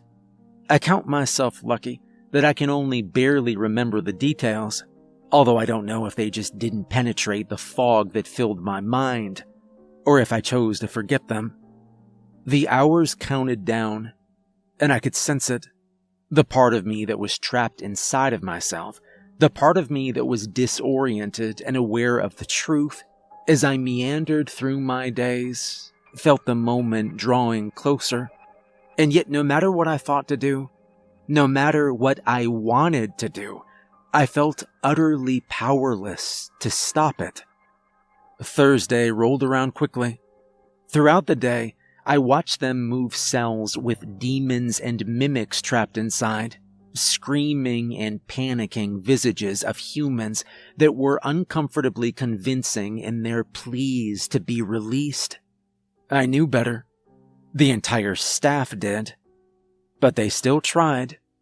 Some of them were taken to the loading elevator. Normally, it was completely inaccessible. The doors were hidden and could only be opened by the warden, and when not in use, the elevator shaft was sealed by a thick cement slab and buried to prevent anything from using it to escape. I'd heard them excavating it and seen the site on the south side of the prison during the evenings. I could even see the pieces of the cement taken out of the shaft. When the work was done, I knew they'd lower it all back in to assure the shaft was sealed back up. It was easier that way. The creatures that weren't taken to the loading elevator to be put on trucks were taken to Sector 2. When the cells were rolled back, they were empty. Most of the inmates they took were demons. Ashurst only had 2 mimics in captivity, neither of whom they could kill. Of those demons, I imagine over half of them were terminated. I didn't consider it much of a loss. Though I knew what was waiting for me, Thursday didn't end with a bang, but a whimper. Just like any other day, I finished my work and I went home.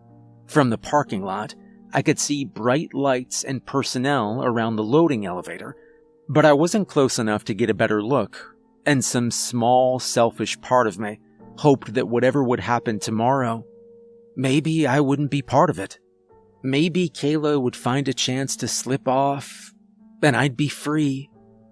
But things are never that easy, are they? Friday came, as it was doomed to. I spotted Bob out in the parking lot, waiting by the door when I got there, and though I walked towards him with a neutral expression, I couldn't help but feel a growing fear in my chest. I could tell Bob was afraid too. "Morning, Barry." His tone was upbeat and friendly as always.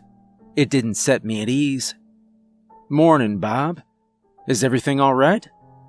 We both knew that it wasn't. Yeah, it's great. I just wanted to have a quick chat before you got in. I was thinking you've got a particular relationship with one of the sirens we're moving today, Kayla. We're trying to keep the inmates as calm as possible, so I thought it might help if you rode in with her. I felt my heart skip a beat. Whatever dread I felt didn't reach my face. Looking into Bob's eyes, I could see him almost pleading with me to somehow break free of this, but I wasn't any stronger than he was. "I'd be glad to," I said. And for a moment I could have sworn I heard my voice crack. My lips formed into a joyless smile that Bob returned. "Well, great. We'll be riding behind old Vikram, so at least you're amongst friends." He chuckled. It sounded genuine, despite the lack of any real humor in it. He patted me on the shoulder and turned to head inside, and I matched his pace. I'd been right. It wasn't a coincidence that Kayla and Vikram were being moved on the same day. While I doubted they were collaborating, there would have been no way for her to contact old Vikram. Of that much I was still certain. I was sure that Kayla was looking to rectify that. After all, if she set him free, well, I imagined that old Vikram would feel awfully charitable towards her. perhaps charitable enough, to offer her some sort of boon. I didn't know what Kayla would have requested from a creature with old Vikram's power, but I also didn't want to find out. I was there, watching as Kayla was escorted towards the loading elevator. A team of guards walked her and several other sirens in captivity towards the lift, which moved up in an incline. Her hands were cuffed in front of her, and her eyes were covered by a blindfold, but I knew she could slip those cuffs at any moment. She was just waiting for the right one. Above us, I could see pale sunlight gleaming down, the first sunlight Kayla had probably felt in months. I could see her looking up at it, as if she could see it through her blindfold, and I could see the ghost of a smile on her lips as the elevator began to rise. The trucks were waiting near the top of the lift. I could see one large unmarked semi off to the side. No doubt that was the one that held old Vikram. I spotted the warden standing nearby, speaking to one of the guards. The rest of the trucks were standard prison transport trucks, one for each siren. Security split them up and led them one by one to their trucks.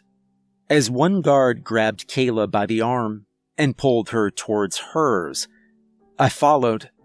I spotted Bob already waiting inside, a lever-action rifle across his lap. I got into the truck first and sat beside him. 2 security guards hauled Kayla in behind me as someone else closed and locked the door behind us. Kayla was pushed down into a seat across from me. Although she seemed comfortable enough, she had the knowing grin of a kid who knew they were on their way to Disney World plastered over her face. One of the guards beside her reached over to pull her blindfold off. Her eyes darted between myself and Bob. "Hey, y'all," she said, her tone cocky. Her eyes settled on the rifle in Bob's lap before returning to me. "You know, it's been a while since I went on a road trip. How about you guys?" Nobody answered. She just chuckled and rested her head against the wall of the truck. "Okay, alright, I see how it is. Well then, boys, first things first.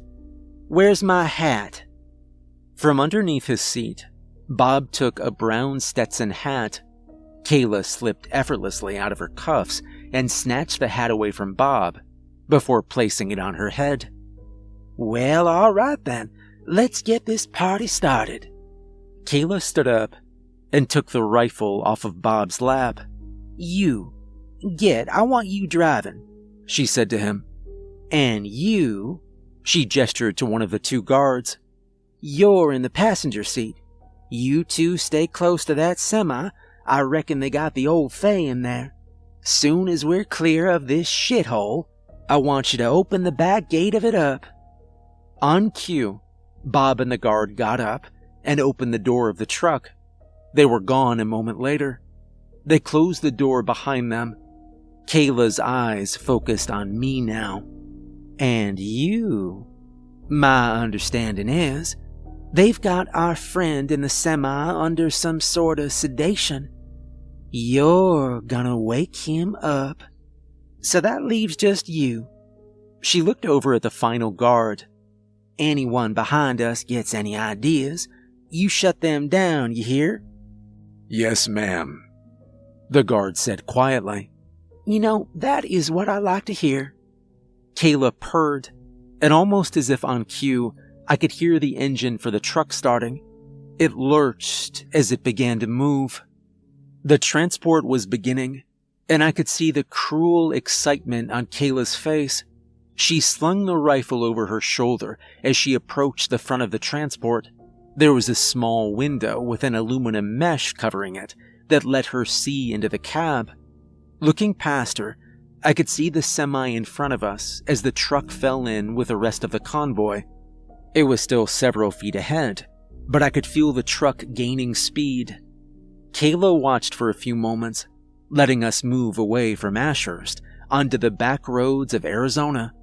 I watched her unzip her jumpsuit and tie the sleeves around her waist. Underneath, she wore a plain white tank top. I could almost see her gills underneath the fabric, along her sides. Her arms looked toned and muscular, and she cracked her knuckles in anticipation. The semi with Vikram in it was getting closer, and after a few moments, Kayla finally made her move. Rifle still in hand, she turned and headed for the back of the transport. Without a second thought, she threw the doors open, revealing the trucks behind us and the Arizona highway speeding past. In the distance, I could see Ashurst itself getting smaller and smaller. Kayla regarded it with a cold satisfaction before taking aim with her rifle at the truck behind us, and with a vicious smile, she pulled the trigger. The windshield fractured. I saw the body of the driver jerk as the truck veered off the road, disrupting the convoy. Laughing to herself, Kayla reached up to lift herself up onto the roof of the truck without so much as stopping to take in the chaos she'd caused. With surprising ease, she vanished onto the roof, and I could hear the sound of her body against the metal above us. My heart was racing, but my muscles didn't move. My body would not obey me, even as I felt the panic setting in. As the wind raced past us, I heard the crack of Kayla's rifle again. Ahead of us, I saw the rear of the semi swerve as one of the tires was blown out. The heavy stink of burnt rubber filled the air, although it passed soon enough. The semi struggled to correct itself, and from the cabin, I could hear Warden Parker's voice coming in through the radio. Transport 6, what the hell are you doing? Neither Bob nor the guard in the passenger seat gave any response. Transport 6, respond. Shit, get us out of here. The semi jerked violently to the left, leaving the highway and tearing off into dust. I could hear Kayla pounding on the roof of the cab, urging Bob to follow, and I felt the truck shake as we gave chase. The rifle fired again, taking out another rear tire of the semi. It didn't stop it. I didn't know if Kayla even had enough ammo to stop it, but it slowed it down enough. Looking out into the cab, I could see the guard open the door and carefully start to try and crawl onto the hood of the truck. I saw Kayla reach down to help him up. The guard was clearly unstable. I was sure he'd fall off at any moment, but somehow, once he made it onto the windshield, he stayed there as Bob brought him closer to the truck. The guard tried to make his move. He almost pulled it off. I saw him manage to leap onto the back of the semi, but staying there was another matter entirely. He slipped and fell, landing hard on the hood of our truck and clumsily falling off to be left in the dust. "Number 2, you're up," Kayla called. On cue, the second guard rose to their feet. I could hear Kayla's footsteps on the roof above us as she reached down to pull the second guard up to the roof with her. I saw them slide down the windshield to make the same insane, suicidal jump that the first man had tried. Bob sped closer to the semi to try and give them a chance, bumping against the back of it. As he did, the guard jumped. They did better than the last guy. At least they managed to hold on and clung to the back of the semi for dear life as they struggled to open it. I don't know how they managed to do it, but they did. With a grunt and a push, the guard lifted the back of the semi up before looking up towards Kayla, almost as if they were desperate for approval. She just knocked on the roof of the truck again. My turn. On autopilot, I rose from my seat and approached the back of the truck. Just like I'd seen Kayla do, I reached up to try and climb onto the roof. I couldn't do it by myself, but she grabbed my arms and hoisted me up like I was nothing. "Do your thing, Doc. Let's wake that sumbitch up," she said. Looking into the yawning back of the semi, I could see a rectangular cell made of reinforced glass. The frost on the inside made it hard to see anything, but the vague humanoid shape of old Vikram himself. That was enough to make my heart skip a beat. Every logical cell in my body knew better than to dare approach him. But I wasn't the one in control. With the same suicidal devotion the other guards had displayed, I timidly crawled along the roof of the speeding truck towards the back of the semi. The guard perched on the hood of the car offered me a hand to help me. And as they did, I spotted movement from the corner of my eye. The passenger door of the semi had swung open, and I could see someone hanging out. Warden Parker. Her .45 sat in her hand and was aimed directly at our truck. I don't recall hearing the gunfire, disorienting her just long enough to rip the rifle from her hands and hurl it out of the back of the semi before going for her pistol. She got off one shot, grazing Kayla's shoulder, before she grabbed her by the wrist, forcing her gun off to the side and aiming it at me. I watched as the two struggled for a moment, trying to gain control of the gun. I could see Kayla pushing the barrel back towards the warden's head. I could see the sadistic glee in her eyes. And the warden could too. The gun slipped from her hand and clattered against the floor. With a quick sweep of her boot, the warden kicked it deeper into the semi, a few feet away from me, before Kayla hurled her aside. Kayla spat and licked her lips, eyes focused on Warden Parker like the apex predator she was. She raised a hand to the graze on her arm and admired the blood for a moment, before looking back at the warden. "Well then, I guess we're doing this the old-fashioned way then, huh? Come on, vampire. Let's dance." I can't tell who moved first. Their motions were nothing but a blur as they came for each other with blinding speed. I could see the warden coming in high and Kayla coming in low. She drove her fist into the warden's stomach and hoisted her over her shoulder, dumping her onto the ground behind her. The warden recovered quickly though, and as Kayla came at her again, she caught her by the throat and threw all her weight against her, pinning her against the wall and driving her fingers into her gills. Kayla let out a shriek of pain, kicking and scratching at the warden before kicking her off of her. And then behind me, I could hear the shifting of old Vikram and a low grumble as he started to awaken. His narrow, bark-like limbs seemed to twitch. His fingers flexed. I could sense him awakening. As Kayla and the warden brawled behind me, I watched as old Vikram outstretched his arms, pressing them against the glass of his enclosure as he began to orient himself. I could see his eyes fixating on the fight near the back of the semi, and then I saw them fixate on me. You. His voice was as raspy and unsettling as I remembered. Just the sound of it made me shrink back. "You've awakened me. Why?" Looking into old Vikram's eyes, I felt that old familiar terror. I remembered the screams of the ghouls he'd set upon me before. I remembered the way they'd all had my father's face. But beneath all that fear, I felt something I didn't expect. Hope. Kayla never technically told me to tell old Vikram that she'd awakened him. She was supposed to be there to do so herself.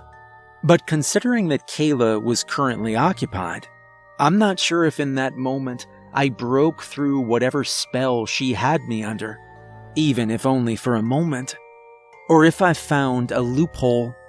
I don't suppose it really matters either. "I have a bargain for you." The words felt difficult to get out.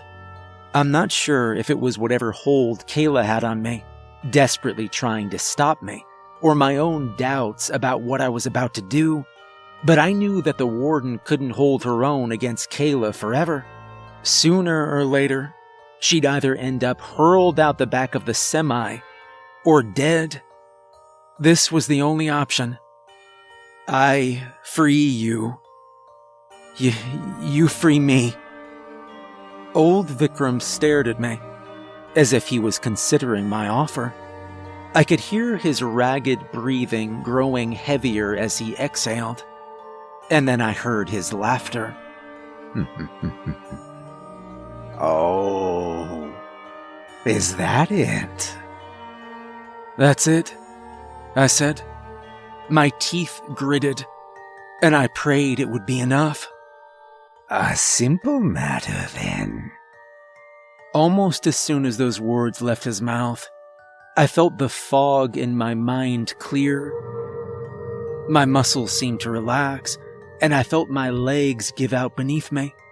I clutched my head, exhaling suddenly, as my mind became mine again. It was overwhelming. A rush of sensation that nearly blinded me to the situation I was still in. Just within arm's reach, I could see the warden's 45, and I knew what I had to do. With a roar, old Vikram slammed against the walls of his cell. Almost on cue, both Kayla and the warden looked over at him, realizing at the same time that he was awake, and they bore the exact same expressions on their faces. Dread.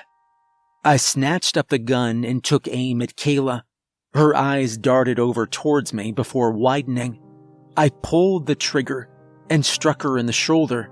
With a cry of pain, she fell backwards and placed her hand over the wound. On unsteady legs, I rose upwards and ran for the back of the semi. With Kayla down, Warden Parker did the same. We threw ourselves out, landing hard on the ground beneath us as the semi sped away, with Kayla still in the back and old Vikram tearing himself free from his captivity. I looked up, watching as the semi-truck sped forward. I could see old Vikram tearing at his own cell, his every movement violently rocking the semi, until at last, with a final snarl, he broke free. The semi seemed to tilt to the side. It almost righted itself before it tipped and skidded along the ground, kicking up dust as it did. And then there was nothing but silence. Warden Parker held up a hand to shield her eyes from the intense sunlight. She squinted as she tried to get a look at the crash, but it was hard to see anything amongst the dust. I'm sure that I saw the shape of old Vikram rising out of the truck. I'm sure I saw those narrow, tree-like limbs.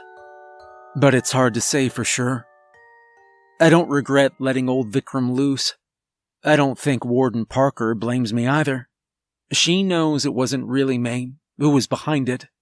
All the same, cleaning up the mess has occupied most of her time during the repairs. Kayla and Vikram are the first two escapees from Ashurst. She's dedicated to make them the last. The aftermath of Kayla's escape attempt has been difficult. By the time Asher's security team found Parker and I, and were able to examine the wreckage, there was no sign of either old Vikram or Kayla, aside from some footprints. Neither the warden nor I saw them slip away, but creatures like that have their ways. Part of me wants to believe that old Vikram did something to Kayla, dragged her to some sort of hell or something, but I'm not that optimistic. They found Bob's body a few days later in the bathtub of a motel by the Texas border, drained of his blood. The truck we'd loaded Kayla into was parked out front. A few folks mentioned seeing a pretty woman with a Stetson cowboy hat in town, but nobody knows where she might have gone. I've been debriefed 1,000 times by now, but I still don't know where Kayla is going, or what exactly the next step of her plan is. I'm sure that one way or another, in due time, We'll find out.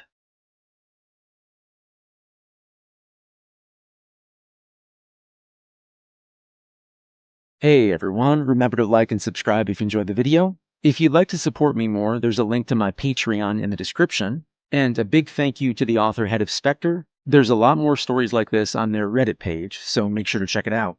And remember, if you ever get a job at Ashurst Prison, don't look a siren in the eyes. Have a good night.